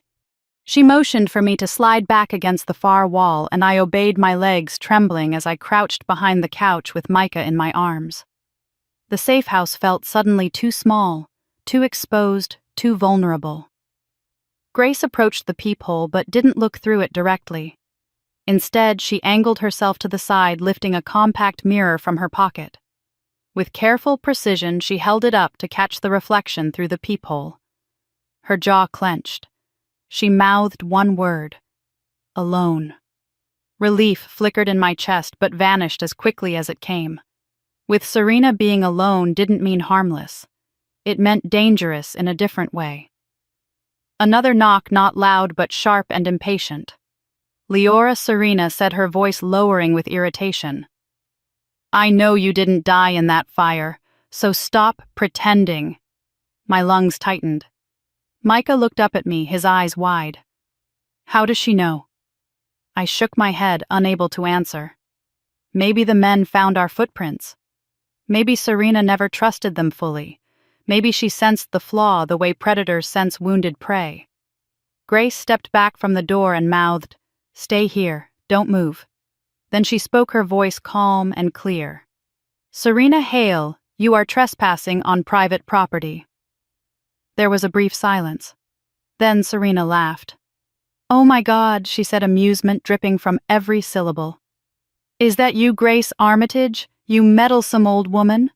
Of course Leora would run to you. She always needed someone to think for her." Grace didn't respond. Serena continued, "Let me in. I just want to see my sister." Grace spoke again, colder than I'd ever heard her. "Your sister does not want to see you." Serena sighed dramatically. "Leora. Dear, are you letting her speak for you now? Come on, just open the door. We can work this out." Micah shuddered in my arms. I held him tighter, my nails digging into my own palm. Serena's next words cut through the silence like a blade. "Open the door, or I'll make sure what comes next is far worse than a fire." Grace's eyes flicked to me. "Not a threat, a promise." She raised her voice slightly. "Leave. Now. The police are on their way." Serena's tone changed instantly, dropping the sweetness. "You won't call them. Not without evidence. And you don't have it. Not enough to win." Her voice came closer to the door as if she were leaning against it. "But I do have something, Grace darling. I have people. I have information. And I have nothing left to lose. So unless you want to see how far I'll go, open the door." Micah began to cry silently, tears wetting my shirt. I stroked his back in slow circles. Grace remained unmoved. "You don't have the leverage you think you do, Serena." "Oh, I have plenty," Serena purred, starting with a little visit I paid earlier this morning. My stomach dropped. No, she couldn't have. Grace's voice sharpened. "What did you do?" "I visited a friend," Serena said. "Your mailman. Lovely man, very chatty. He told me exactly where to find a certain vacant apartment rented under your alias." Grace's jaw tensed. She whispered to me, barely audible, "We need to move. She knows too much." I swallowed a sob. Serena rapped her knuckles lightly against the door. "Leora, sweetheart. I can hear you breathing in there. We don't have to be enemies. Just open up. Let's talk like family." Talk like family? I almost laughed. Maybe I would have if terror hadn't choked off the sound. The scraping of metal broke through the silence. I froze. Grace lunged toward the door, bracing her shoulder against it. "She's picking the lock," she hissed. My heart stuttered violently. Serena's voice came sweeter now, humming softly as the pick clicked. "Coalition-grade lock," she said. "You always liked overkill, Grace." Grace braced harder, her muscles taut. Micah whispered, "Mom, she's coming." "Yes." And too quickly. Grace turned back to me, urgency burning in her eyes. "Get him to the bedroom. Barricade the door." "What about you?" I whispered harshly. "I'll buy you time." "No." "Yes," she said firmly. "Go. Now." I scooped Micah up and rushed toward the back hallway, his arms wrapped around my neck, trembling. Behind us, the lock clicked again, then another. Serena murmured in satisfaction. "Almost there." I shoved the bedroom door open, pulled Micah inside and closed it softly. The room was tiny, just a cot, a chair, and a dresser. I pushed the dresser against the door, my breath catching from fear and the effort. Micah clung to me. "Mom, I'm here," I whispered. "Stay behind the bed. Don't move unless I tell you." He obeyed instantly, crouching behind the cot, eyes wide and frightened. From the front of the apartment, Serena's voice floated in. "Got it!" The lock gave a final, decisive click. Grace shouted, Stay back! The door burst open. Micah gasped. Nightmare footsteps, light but purposeful, entered the safe house. Serena's heels tapped across the floor as she stepped inside. I pictured her perfectly immaculate hair, expensive coat ice in her veins. A woman who looked like she belonged at a board meeting, not orchestrating arson. "Oh, Grace," Serena crooned. "You look tense." "Is something wrong?" Grace didn't answer. I heard a shuffle, a thud, a gasp. Micah whimpered. I pressed a finger to his lips. "Don't move," I mouthed. Serena's voice sharpened. "Where is she?" Grace exhaled sharply through pain. "She's gone." "Liar." Footsteps approached the hallway. I pulled Micah closer behind the cot, shielding him. Serena's silhouette appeared under the crack of the bedroom door, shadows shifting as she moved nearer. I held my breath. Serena pushed lightly at the door. It didn't budge. A pause. Then she laughed quietly. "Liora, sweetheart, you can't hide forever." My heart pounded so violently I thought it might burst through my ribs. Micah clutched my hand with both of his small fingers digging into my palm. Serena pushed again, harder this time. The dresser scraped an inch. Grace's voice suddenly rang out, strained but loud. "Serena, stop this before you destroy whatever piece of your soul is left." "My soul," Serena scoffed. "Don't be ridiculous. Souls are for people who don't win." She shoved again. The dresser moved. I held Micah and closed my eyes for a split second, a prayer, a wish, a plea. A loud pounding came from the front door. Serena froze. Another pound. Then another. "Open up!" a commanding voice shouted. "Building management." Micah's eyes widened. Grace whispered sharply, "Don't move, don't speak." Serena hissed a curse, low and venomous. Keys jangled outside the door. Real keys. Not picks. Serena backed away from the bedroom. "This isn't over," she snarled softly. "Not even close." The front door lock twisted. Serena bolted to the window. Grace stumbled after her. "Don't!" "Serena, stop!" Serena slid the window open, the rusty metal screeching. She climbed onto the fire escape with infuriating ease, her silhouette framed by pale morning light. She looked back at the dark apartment, her eyes glinting with something like pleasure. Then she vanished down the fire escape ladder. The front door burst open. 2 maintenance men stepped inside with confused expressions, looking around the apartment. Grace leaned heavily against the kitchen counter, breathing hard, one hand pressed to her ribs. I rushed out of the bedroom with Micah in my arms. "Grace," I cried. "Are you hurt?" "I'm fine," she managed, though the tremor in her voice betrayed her. One of the maintenance men frowned. "Everything okay here?" "We got complaints of a break-in." Grace straightened, smoothing her hair. "Just a misunderstanding. We're fine. We should call the police," the other offered. "Don't." Grace snapped a little too quickly, then softened her tone. "We have it handled." The men exchanged uneasy glances but nodded and backed out slowly, leaving the door open behind them. When they were gone, Grace eased into a chair, wincing.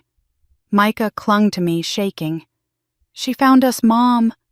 She found us." I cupped his face. "We're okay.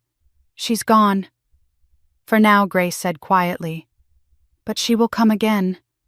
And next time she won't come alone." Fear clawed at my throat. Micah looked between us. "What do we do?" Grace lifted her gaze, hardened by certainty. "We stop running," she whispered. "We go on the offensive." I stared at her, the fear inside me slowly transforming into something sharper, something that felt almost like fire. "Then tell me what we need to do," I said, "because I'm done hiding." Grace nodded once. "Good," she said. "Then we begin today." We didn't leave the safe house for hours after Serena escaped down the fire escape. Even after the maintenance men departed and the hallway fell silent again, the air felt charged with danger, like the walls themselves were holding their breath. Grace sat at the kitchen table with a heating pad pressed to her ribs, her jaw tight each time she shifted. I hovered close, torn between wanting to help her and needing to keep Micah anchored because he wouldn't let go of my hand for more than a second. "Mom," he whispered. "Are we going to run again?" I shook my head and wrapped an arm around him. "Not this time. Running only keeps us scared. We need to end this." Grace looked up at me, her expression hardening with agreement. "Your sister has crossed every line. We have the evidence, but we need to deliver it the right way." I swallowed. "You mean Detective Harlow?" "Yes." Grace exhaled sharply and reached for her laptop. "He's the one person who won't be intimidated by Serena's money connections or theatrics. But contacting him has to be done very carefully." "Why?" I asked. "Because Serena likely has access to monitoring tools," Grace said. "Phone tracing, online tracking, maybe even informants. If we contact Harlow in the open, she could intercept it." I tensed. Every part of my sister seemed designed to suffocate us. "So how do we reach him?" I asked. A slow, knowing smile curved across Grace's lips. Face to face. Micah pressed closer to me. "But what if Auntie Serena is watching outside? What if she finds us again?" Grace turned to him with gentle seriousness. "Micah, your aunt makes people underestimate her by acting in the open. But she herself underestimates how quickly we can move. And we're going to use that." "But what if," I interrupted softly, "we'll be careful, and we'll be together?" He nodded, but I could see he was scared. I was too. Fear hung in the air like smoke that wouldn't clear. But beneath it, something else burned, a rising determination that Serena wouldn't win. Not this time. Not with the truth in our hands. Grace gingerly stood and crossed the room. "We'll need disguises. Minimal, but enough to keep Serena from recognizing you instantly." She opened a closet and pulled out some clothing, dark hoodies, baseball caps, sunglasses, a loose coat for me. Items that made us ordinary, invisible. Micah watched carefully. "Do I have a disguise too?" Grace nodded. "Yes, sweetheart. Just a hat and a mask, enough to make you blend in." He seemed proud of that. He sat straighter. I helped him put on the cap. My hands shook slightly, but I hid it. He didn't need to feel my fear. When we were ready, Grace turned off all the lights and cracked the blinds a fraction. Early afternoon sunlight fell in thin strips across her face. "No one outside," she murmured. "But we don't leave from the front. We'll take the back stairwell." Micah slipped his small hand into mine. "Mom, what if Auntie Serena is waiting somewhere else?" I knelt to meet his eyes. "Then she won't find us because we're smarter than she thinks. And because we're not alone." He squeezed my hand. Grace grabbed the duffel bag with the flash drive and documents. "Let's move." The hallway beyond the safe house was quiet, only the distant hum of traffic breaking the stillness. We descended the back stairwell, each step deliberate and silent. At the back door, Grace paused and listened before opening it a fraction. Sunlight and the smell of asphalt drifted in. "No one's here," she whispered. We slipped into the alley. I kept Micah close to my hip. Every shadow looked suspicious, every passing car too slow. Grace walked briskly, scanning left and right. She led us toward the busier street at the end of the alley where noise and movement would swallow us up. "It's harder to track people in crowds," Grace explained. "That's our advantage." Micah nodded intently as though taking mental notes. We boarded a bus heading toward downtown. I kept my head low, my sunglasses hiding the exhaustion in my eyes. Micah sat between us, his hand never leaving mine. Grace sat at the outer aisle seat, vigilant. The city blurred past street vendors, teenagers walking in groups, office workers with coffee cups. Life carried on around us with indifferent momentum, but I felt disconnected from it all, wrapped in a bubble of urgency and fear. Grace leaned closer. "Harlow's unofficial office is in a building near the plaza. Off the books unmarked. It's where he meets informants. If anyone can help us, it's him. I nodded, though my stomach twisted. What if he didn't believe us? What if Serena got to him first? As if reading my mind, Grace added. He knows your mother, and he always believed she died knowing something was wrong with Serena. He'll listen. That gave me more comfort than anything had in days.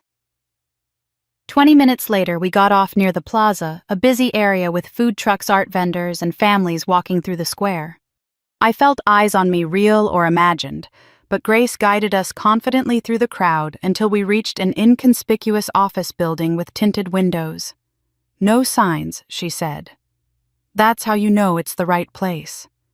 We entered through a side door and climbed 2 flights of stairs. Grace knocked 3 times, paused, then twice more. The door opened. A tall man with salt and pepper hair and deep-set eyes studied us. His expression didn't change, but I sensed he recognized Grace instantly. Armitage, he said. You don't call, you don't write, you don't send holiday cards. You only show up when hell has broken loose. Grace smiled tightly. Harlow, this is one of those times. He stepped aside. Then get in, quickly.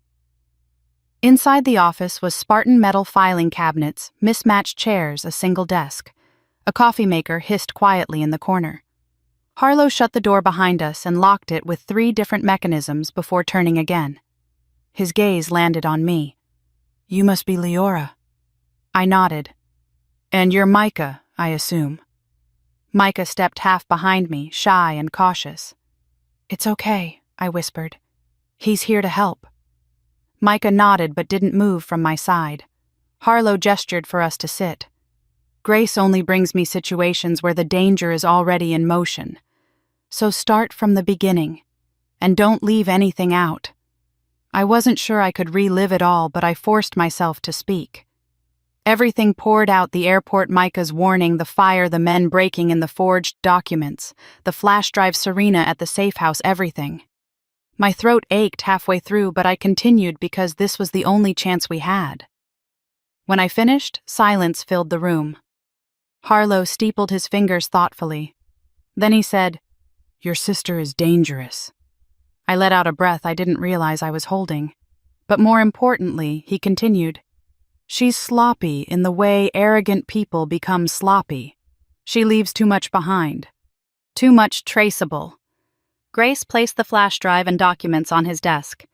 We need authentication, chain of custody logs, official forensic validation. Harlow nodded. I can do that. But understand this, once I start the process, Serena will know someone is coming for her. My pulse quickened. How soon? Maybe hours, he said. Maybe minutes. Micah pressed himself against my side. She'll come after us. She'll try, Harlow said. But she won't succeed. I swallowed. What do we do while you work on the evidence? You stay hidden, he said. I'll assign 2 plainclothes officers to watch the safe house. No, Grace said firmly. She already found 1 safe house. Harlow frowned. How? Through a mailman, Grace muttered. Serena knows far too much. Harlow leaned back. Then you need a new location. One only I know. One she can't trace. I looked at him, a spark of hope igniting in my chest. You have somewhere? Yes, he said. An old safe apartment used for witness protection before the new system was implemented. It's off-grid. No electronic signature. No paper trail. If Serena tries to hunt you, she'll hit dead ends. Micah's shoulders relaxed just a little. When do we go? I asked. Now, Harlow said. Because if your sister has already confirmed the fire didn't kill you, she'll escalate. He stood, sliding the evidence into a locked briefcase. But one more thing, and you need to prepare yourselves. Grace narrowed her eyes. What Serena didn't do this alone, Harlow said. Someone guided her steps. Someone coached her through insurance fraud, asset theft, and arson. Someone who stands to gain if she succeeds. I felt my heartbeat stutter. Grace asked the question for me. Who? Harlow shook his head. I don't know yet, but I will. Micah's voice trembled. Is that person worse than Auntie Serena? Harlow inhaled slowly. Yes. Because while Serena is impulsive, this other person is calculating, patient, and far more dangerous. My skin crawled. Harlow grabbed his coat. We move now, and we don't stop until Serena is in handcuffs and the mastermind behind her is exposed. I stood lifting Micah into my arms. Grace grabbed the duffel bag. Harlow opened the door and scanned the hallway. Clear. He motioned us forward. Stay close. Things will move quickly from here. I followed him out, my heart thudding my legs, shaky but determined. Micah whispered into my shoulder. Mom, are we going to win? I looked down at him, brushing a tear from his cheek. Yes, I said softly. We are. Because we're fighting back now. And as we stepped out into the unpredictable city once more, I finally felt it. Not safety, not yet, but something I hadn't felt in a long time. Power. Harlow didn't speak for the first 10 minutes of the drive.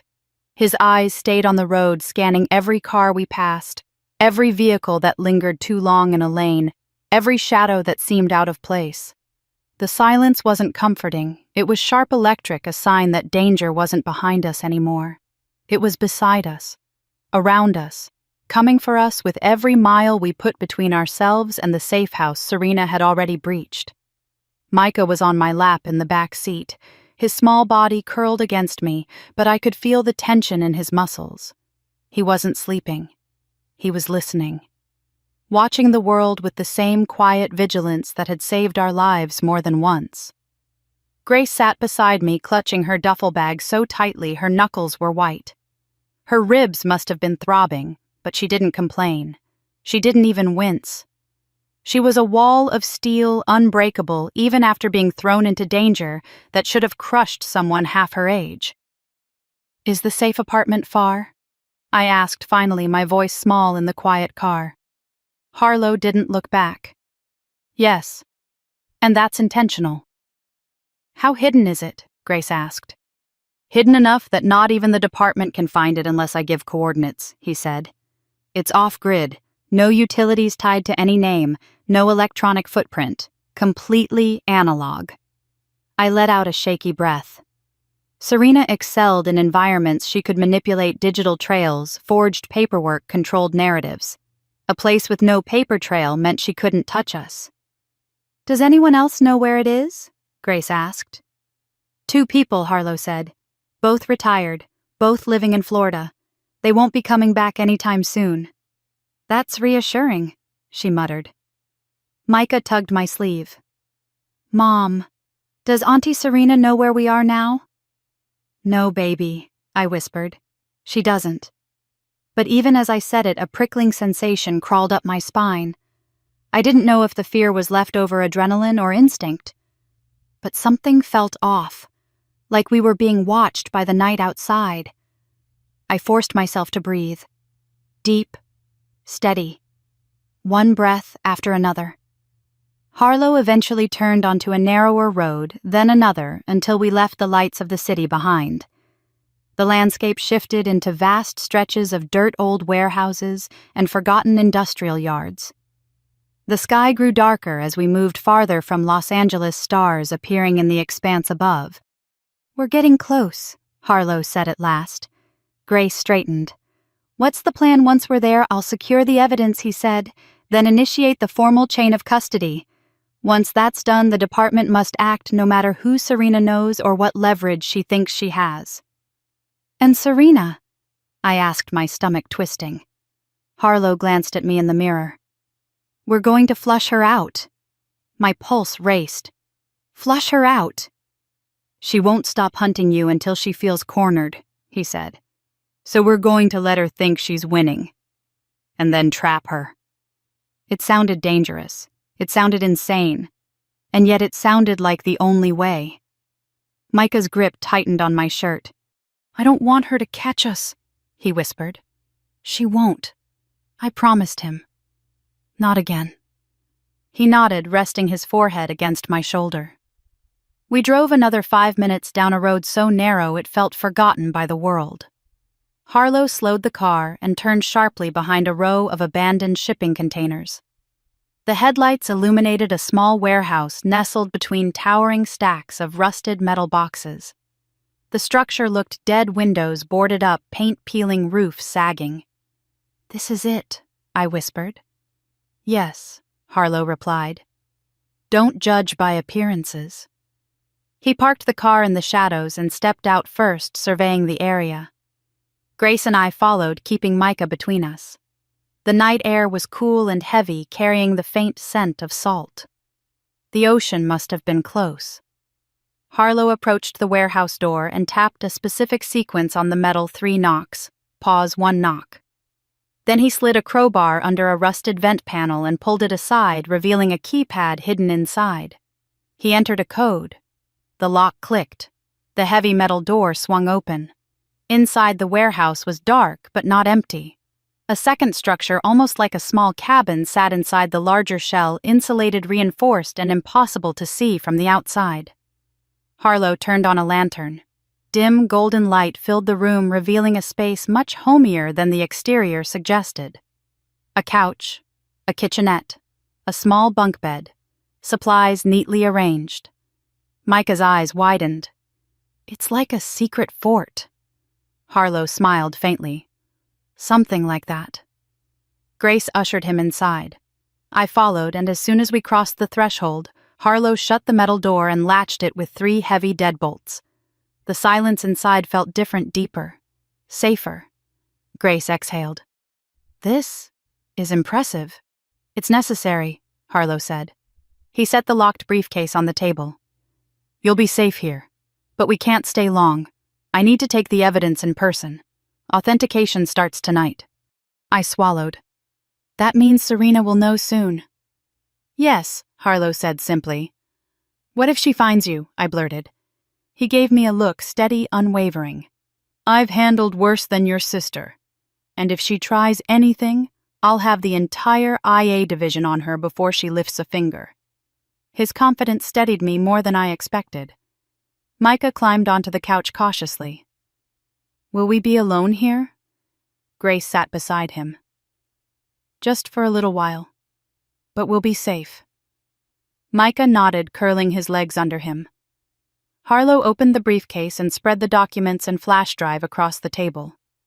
"Let's review everything once more before I leave. We need the full picture." He examined each piece silently, occasionally whistling under his breath. "Tight handwriting, detailed notes, overconfidence," he muttered. "Classic sociopathic documentation." He looked up at me. "Your sister isn't just reckless. She's methodical. That's why we can catch her." I shivered. She wasn't always like this. Harlow gave me a long look. "She was. You just didn't see it." I didn't argue. He was right. The signs were there. I had ignored them, hopeful, desperate to believe I hadn't failed my only sibling. But Serena's love had always been conditional, always transactional, always fragile, and I never stood a chance of fixing what she refused to acknowledge was broken. "I found something else," Harlow said, opening a folder from his bag. "A report your mother filed the year before she died." My breath hitched. "A report about what?" "About Serena." The words felt like a punch. He handed me a worn, folded document. I opened it carefully. My mother's handwriting filled the margins, notes scribbled angrily, nervously. Increasingly erratic. Money missing again. Unstable attachments. No empathy.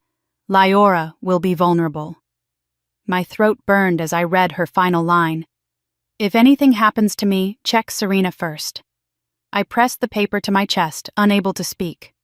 Tears blurred my vision. Micah crawled into my lap without hesitation, his small arms wrapping tightly around my ribs. "Mom," he whispered. "Grandma knew." Yes, I whispered back. She did.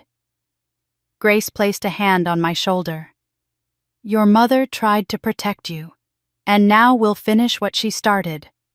I nodded, wiping my eyes. Harlow began packing the documents back into the briefcase. I'll take these now. I need them processed before Serena realizes what's coming. When will you be back? I asked. Soon, he said.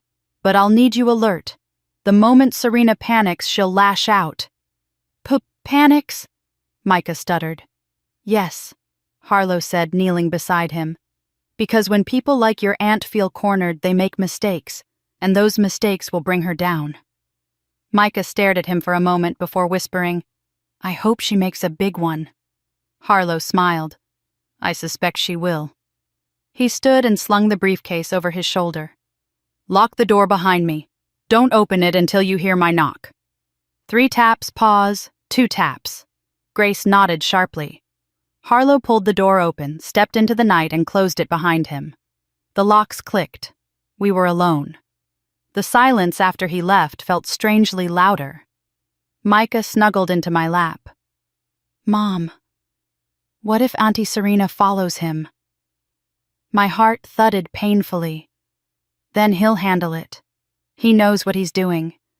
But she always wins, he whispered. Not this time, I said, brushing his hair. This time we have the truth. Grace stood and walked toward the small window of the inner cabin. She lifted the curtain an inch, watching the darkness outside. He's right, she murmured. She'll lash out when she realizes what's happening. We need to be ready. I looked at Micah. And we will be, together. He nodded, placing his hand over mine. Hours passed. We set up the cramped space as best we could, food on the shelves, blankets on the cot, toys for Micah made from simple objects. Grace made tea. I paced. Micah drew small pictures on scraps of paper of us, of Grandma, of a house that wasn't burning. We were exhausted, but we stayed awake. Until a distant sound echoed outside. A car. Then another. Grace went rigid. I froze mid-step. Micah crawled behind the cot again, clutching the blanket. Not Harlow, Grace whispered. He would have knocked already. My pulse quickened. Voices outside. Low. Serious. Footsteps crunching gravel. My heart hammered as one voice rose above the other's, smooth, calm, terrifyingly familiar. Serena. Find a way in, she said. I know they're here. Micah whimpered. I pressed a finger to my lips. Grace reached for my arm, her nails digging into my coat sleeve. Outside, the footsteps grew louder. Serena's voice sharpened. Tonight, she said, everything ends. Serena's voice drifted through the warehouse walls like venom seeping under a door. Quiet, poised, confident in a way that made my skin crawl. She'd found us again. Even with Detective Harlow's precautions, even with Grace's experience, even with the layers of hiding and misdirection, Serena was still one step behind us, moving closer with the kind of certainty only a predator possessed. Micah clutched my hand so tightly it hurt. I squeezed back, hoping he wouldn't feel how badly my own hand trembled. Grace lowered herself beside the window, careful not to let her silhouette show. She lifted the corner of the curtain just enough to see through. Her eyes narrowed. She's not alone, she whispered. My chest tightened. Who's with her?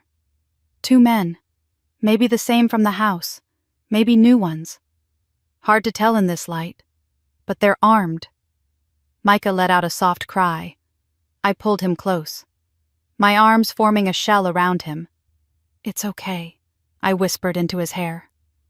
I've got you. But even as I said it, I felt the fragile edges of my certainty cracking. A car door slammed outside, then a second, then slow, deliberate footsteps crunching over gravel. Serena's voice rose again, calm and maddeningly composed. Search the perimeter. She's inside. I know it. Grace's jaw clenched. We need to stay quiet. The inner structure is reinforced, but if they get inside the warehouse, they'll find the inner cabin. How long until Harlow comes back? I whispered.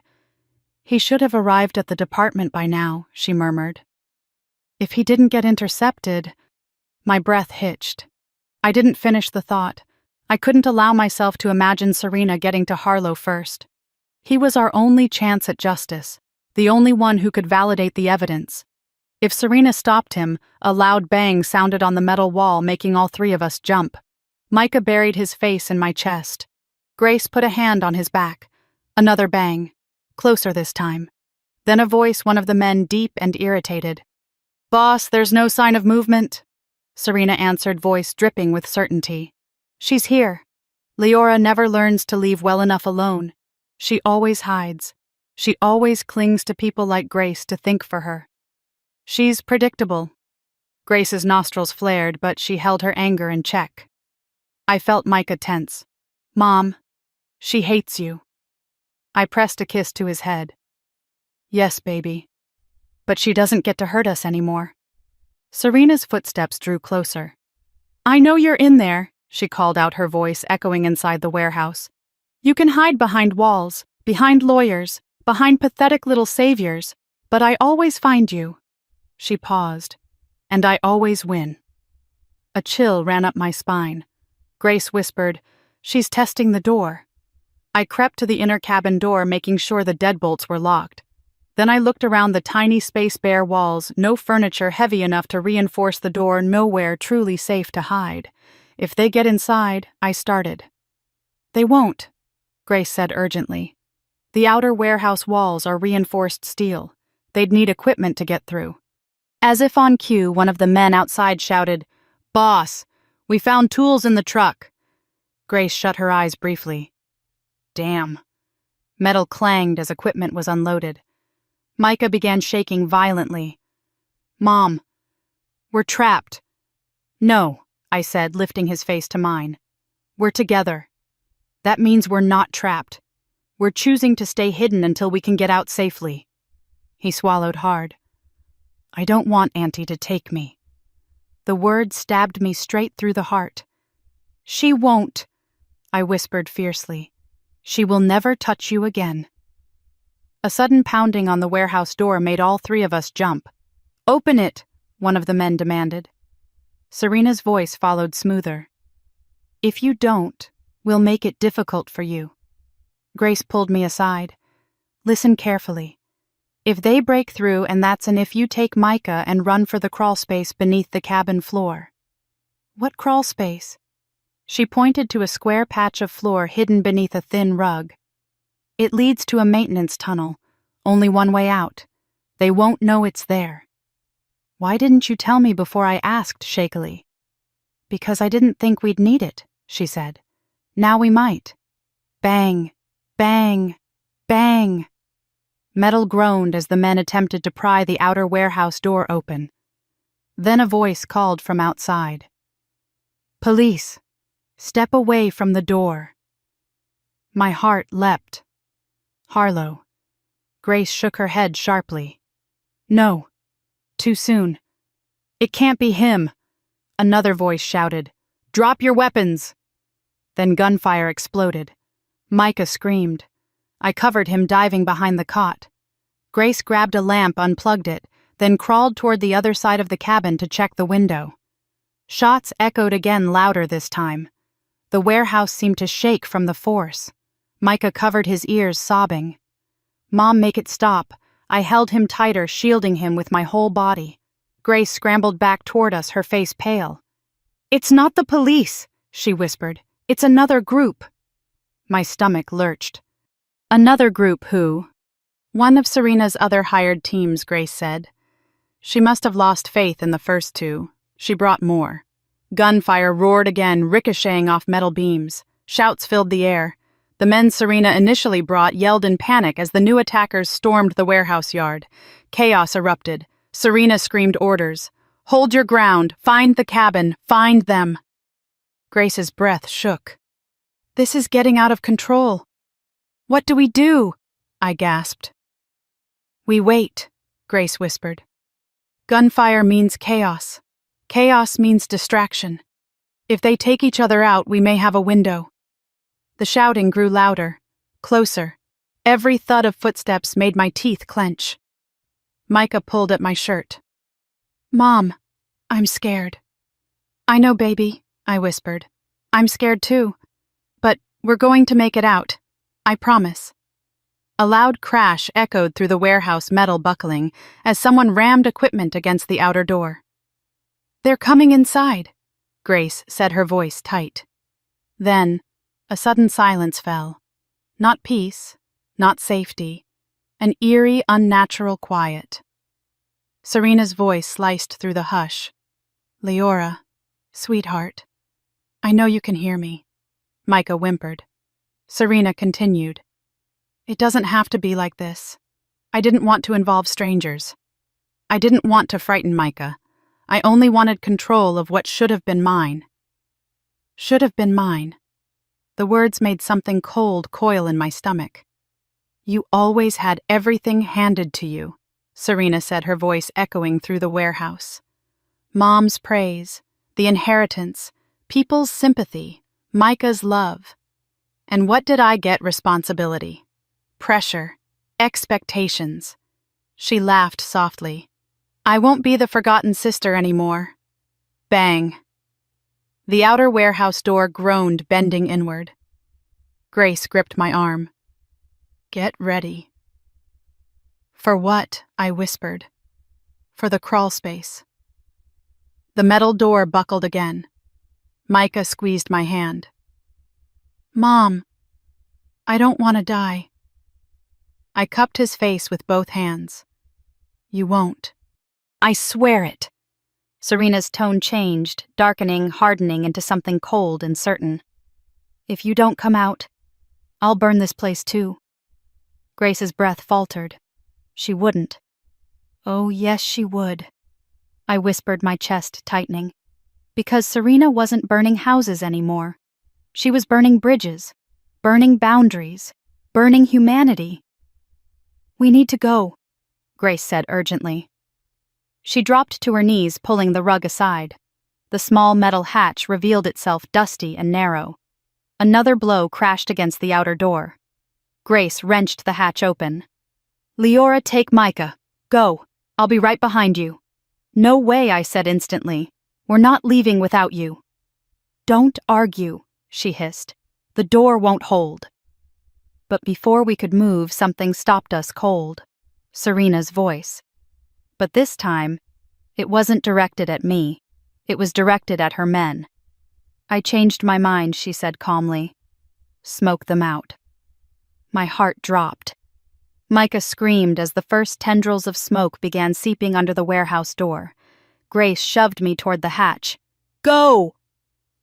Gunfire erupted again as Serena barked orders. The hatch creaked. The door buckled. Smoke thickened. Micah coughed. I grabbed him and lowered him into the dark tunnel below. "Hold my hands," I begged. "I'm right here." He reached up, eyes wide with terror. Grace pulled at my coat. "I'll hold them as long as I can. You get him out." "Move." "No move." Her shove wasn't unkind. It was necessary. I slid into the tunnel with Micah, the darkness swallowing us. Smoke drifted above, but the air below was still breathable for now. I reached up for Grace's hand, but instead of climbing down, she slammed the hatch shut. "Grace!" I screamed, pounding at the metal. I heard her voice through the barrier.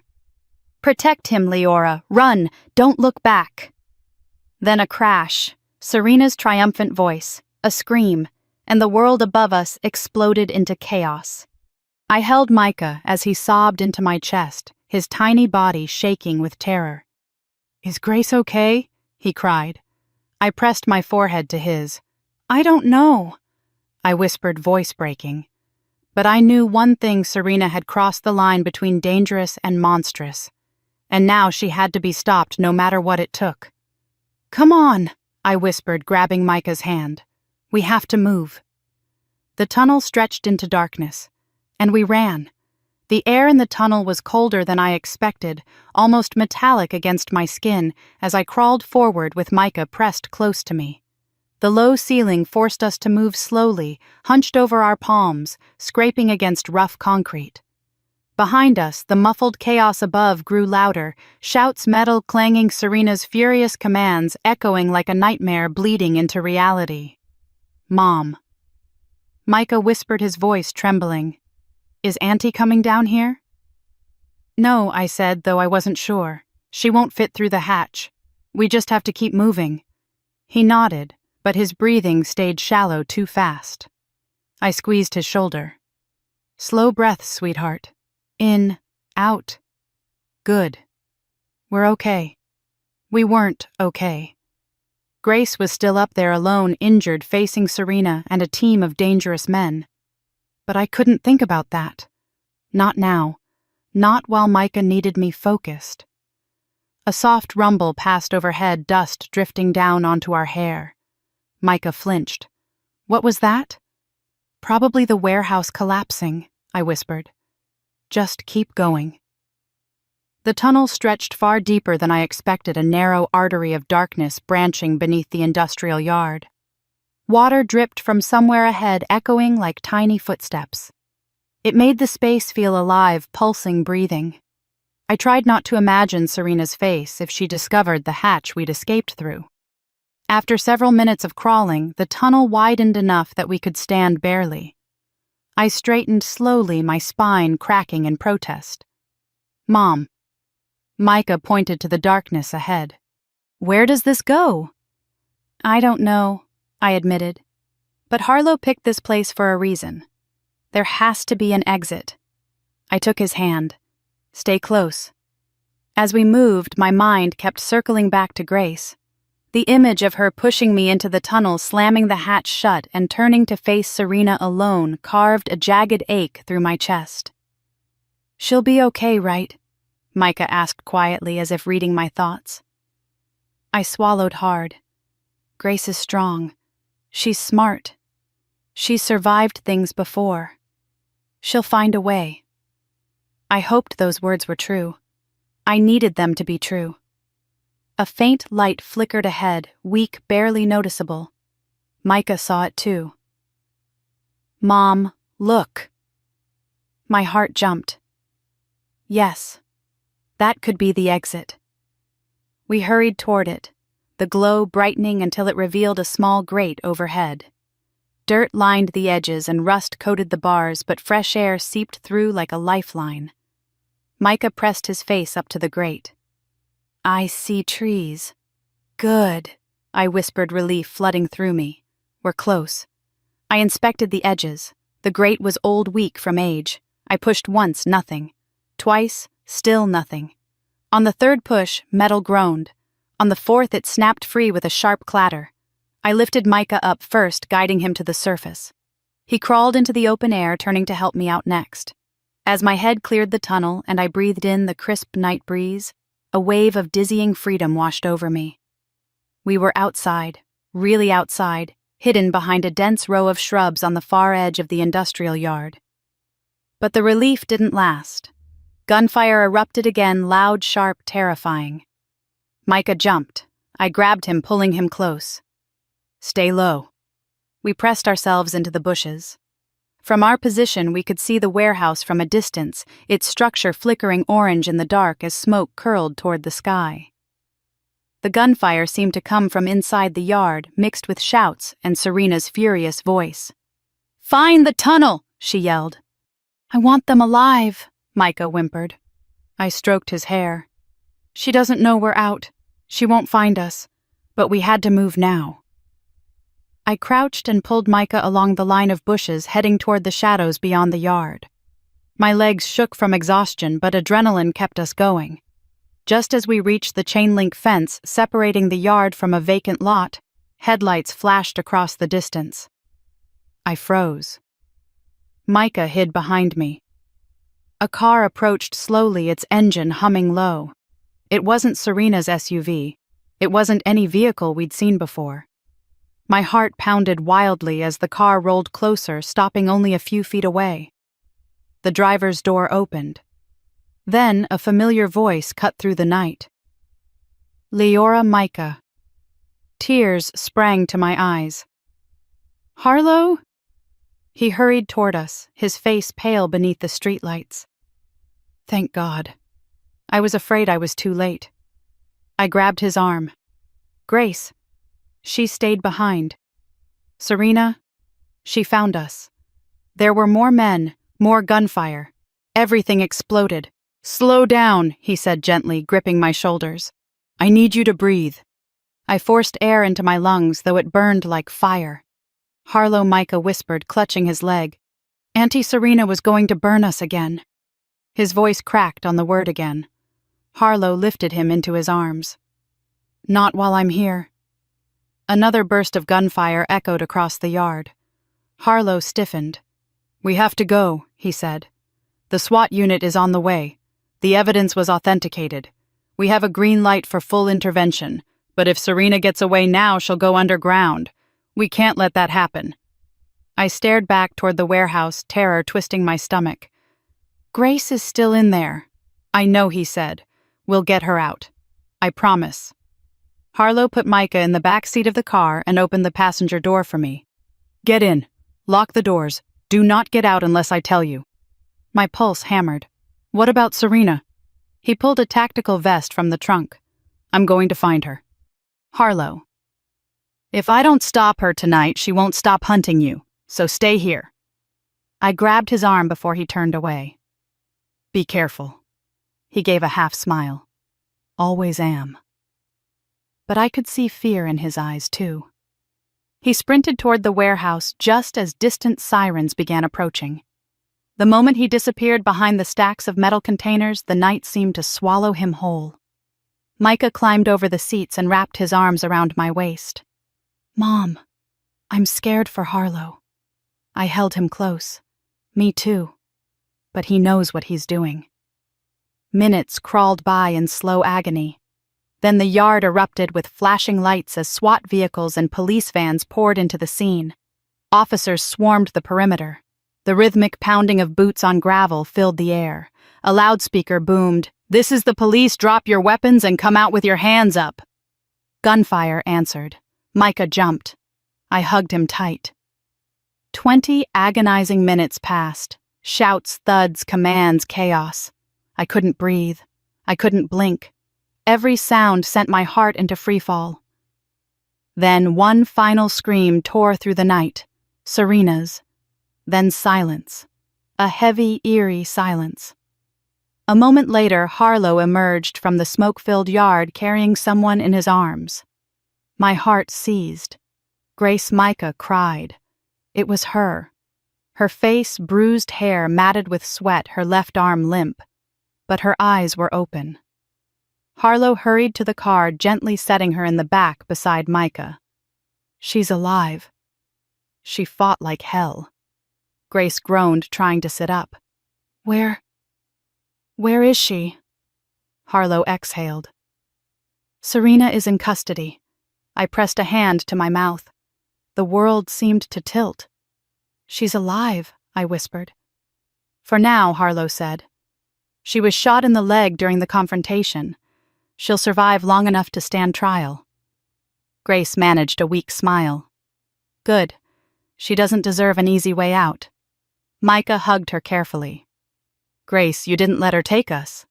Grace kissed the top of his head. Never. I told you I'd protect you both no matter what. I reached back and took her hand. Thank you. For everything. Sirens wailed as more law enforcement secured the area. Firefighters rushed to extinguish what remained of the warehouse. Officers moved Serena into an ambulance under heavy guard. And for the first time since the nightmare began, I felt something I hadn't dared to feel. Hope. Harlow opened the front door. Let's get you all to the precinct. There's a lot to process, but you're safe now. Safe.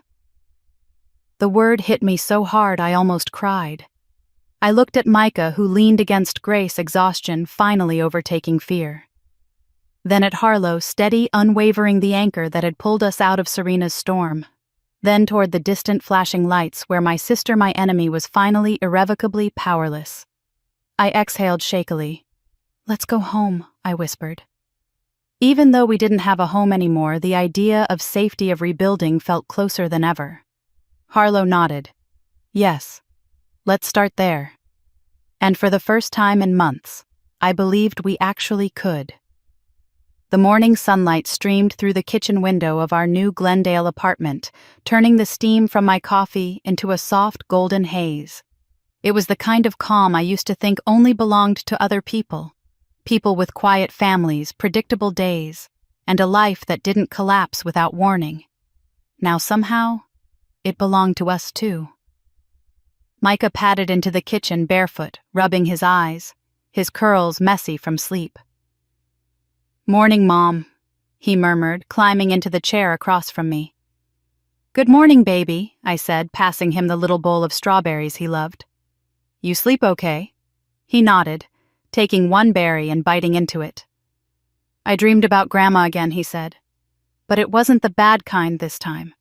That caught my breath." "What kind was it?" "She was planting flowers. She said we were safe now. She said she liked this house better than the old one."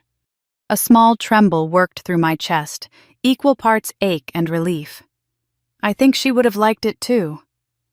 He smiled a soft, genuine smile, the kind I hadn't seen in so long that it always broke me a little. "Can I finish my robot this afternoon? I want to show Grace." "Of course," I said. "She'll be thrilled. She should be here for dinner." He brightened at that. Life felt steady. Not perfect. Never perfect. But steady in a way that let me breathe again. After months of survival mode, that alone felt like a miracle. When Micah disappeared into the living room to organize his pieces, I stood at the counter breathing in the stillness. I let myself think about everything we'd lost, everything we survived, everything that lay ahead. Serena had survived the gunshot during her arrest. She pleaded not guilty. She blamed her emotional instability. Our mother's death, my betrayal, anything except herself. But the evidence Harlow secured was overwhelming. At the trial, the black notebook alone sealed her fate. The recordings of her men confessing sealed the rest. 25 years. Eligible for parole in 15. When I heard the judge's sentence, my knees nearly gave out. Not because I wanted revenge, but because justice gave closure I didn't think I'd ever feel. And because for the first time Serena couldn't reach me anymore. After the trial, something inside me shifted. Instead of being consumed by what she did, I became consumed by what I could still build. The life she tried to burn down had grown roots again. And it was growing beautifully. I set my mug in the sink and walked into the living room. Micah was kneeling on the rug, sorting small robotic joints and metal connectors with surgical focus. "You're concentrating hard this morning," I said. He didn't look up. "I like this part. It's quiet." "You like things quiet these days?" I asked gently. He shrugged.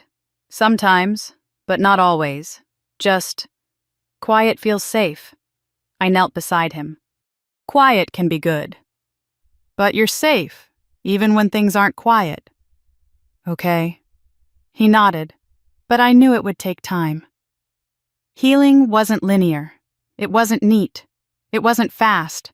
But Micah was resilient in ways that inspired me every single day. A knock sounded at the door, light but familiar. Micah jumped up. "Grace." He ran to answer it. I stood wiping my hands on my jeans before following. Grace stepped inside with a bag of groceries in one arm and a bouquet of daisies in the other. "Look who's up early," she said, smiling as Micah hugged her around the waist. "Hi, Auntie Grace," he said. "I'm building something special." "Well then, I can't wait to see it." She set the groceries on the counter. "And these are for you," she added, nodding toward the flowers. "You didn't have to," I said, but my voice softened against my will. "I wanted to," she replied. "Besides, your kitchen looked like it needed a little sunshine." She wasn't wrong. Our new place was simple, a steady rental paid for by the insurance money from the fire, but it felt like home in ways the Buckhead house never did. Maybe because this one wasn't built on lies. Grace and I brewed tea while Micah worked on his robot. I watched them, one determined child and one woman who had nearly died protecting him, and something warm settled in my chest. "How's your side?" I asked, noticing the way she leaned slightly on the counter. "Bruised," she said dismissively. "But alive. And trust me, alive is my favorite state of being." I laughed softly. "Thank you again. For that night. For staying. For protecting him. For protecting me." She sipped her tea. "I didn't do anything special," she said. "You would have done the same." "Yes," I whispered. "But you didn't hesitate. Not even for a second." Grace set her mug down. "You both became my family the moment Serena crossed the line, and I protect my family." The word family felt so different now, steady chosen earned. In the afternoon, Micah finally finished his robot and presented it proudly. Grace applauded and he beamed. We cooked dinner together, simple roasted chicken and vegetables, and sat around the table sharing a meal that tasted like peace. Halfway through dinner, Micah looked up, his fork paused mid-air. "Mom." "Yes, sweetheart. Do you miss Auntie Serena?" My hands went still. Grace watched quietly.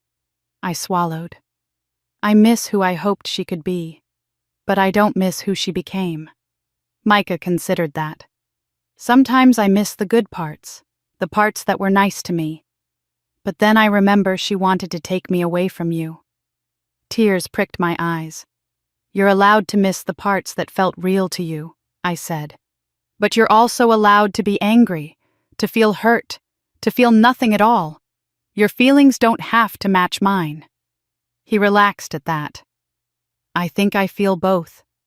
"That's okay," I whispered. "I do too." The rest of dinner passed gently with talk of school and weekend plans and the movies Micah wanted to watch. After cleaning up, he disappeared to his room to read. Grace washed the last dish and wiped her hands. "You've grown," she said quietly. "Not just survived grown. I'm proud of you." Those words pierced something deep inside me. "I'm trying." "You're doing," she corrected, "and you're teaching Micah the same." She hugged me goodbye before leaving for the evening. Once the door closed, I leaned against the wall, breathing in the quiet. Later, after Micah brushed his teeth and climbed into bed, I tucked him in. He rolled to face me, his expression serious for a moment. "Mom, are you happy now?" The question disarmed me. "Yes," I said softly. "Not because everything is perfect, but because we have a life that belongs to us now.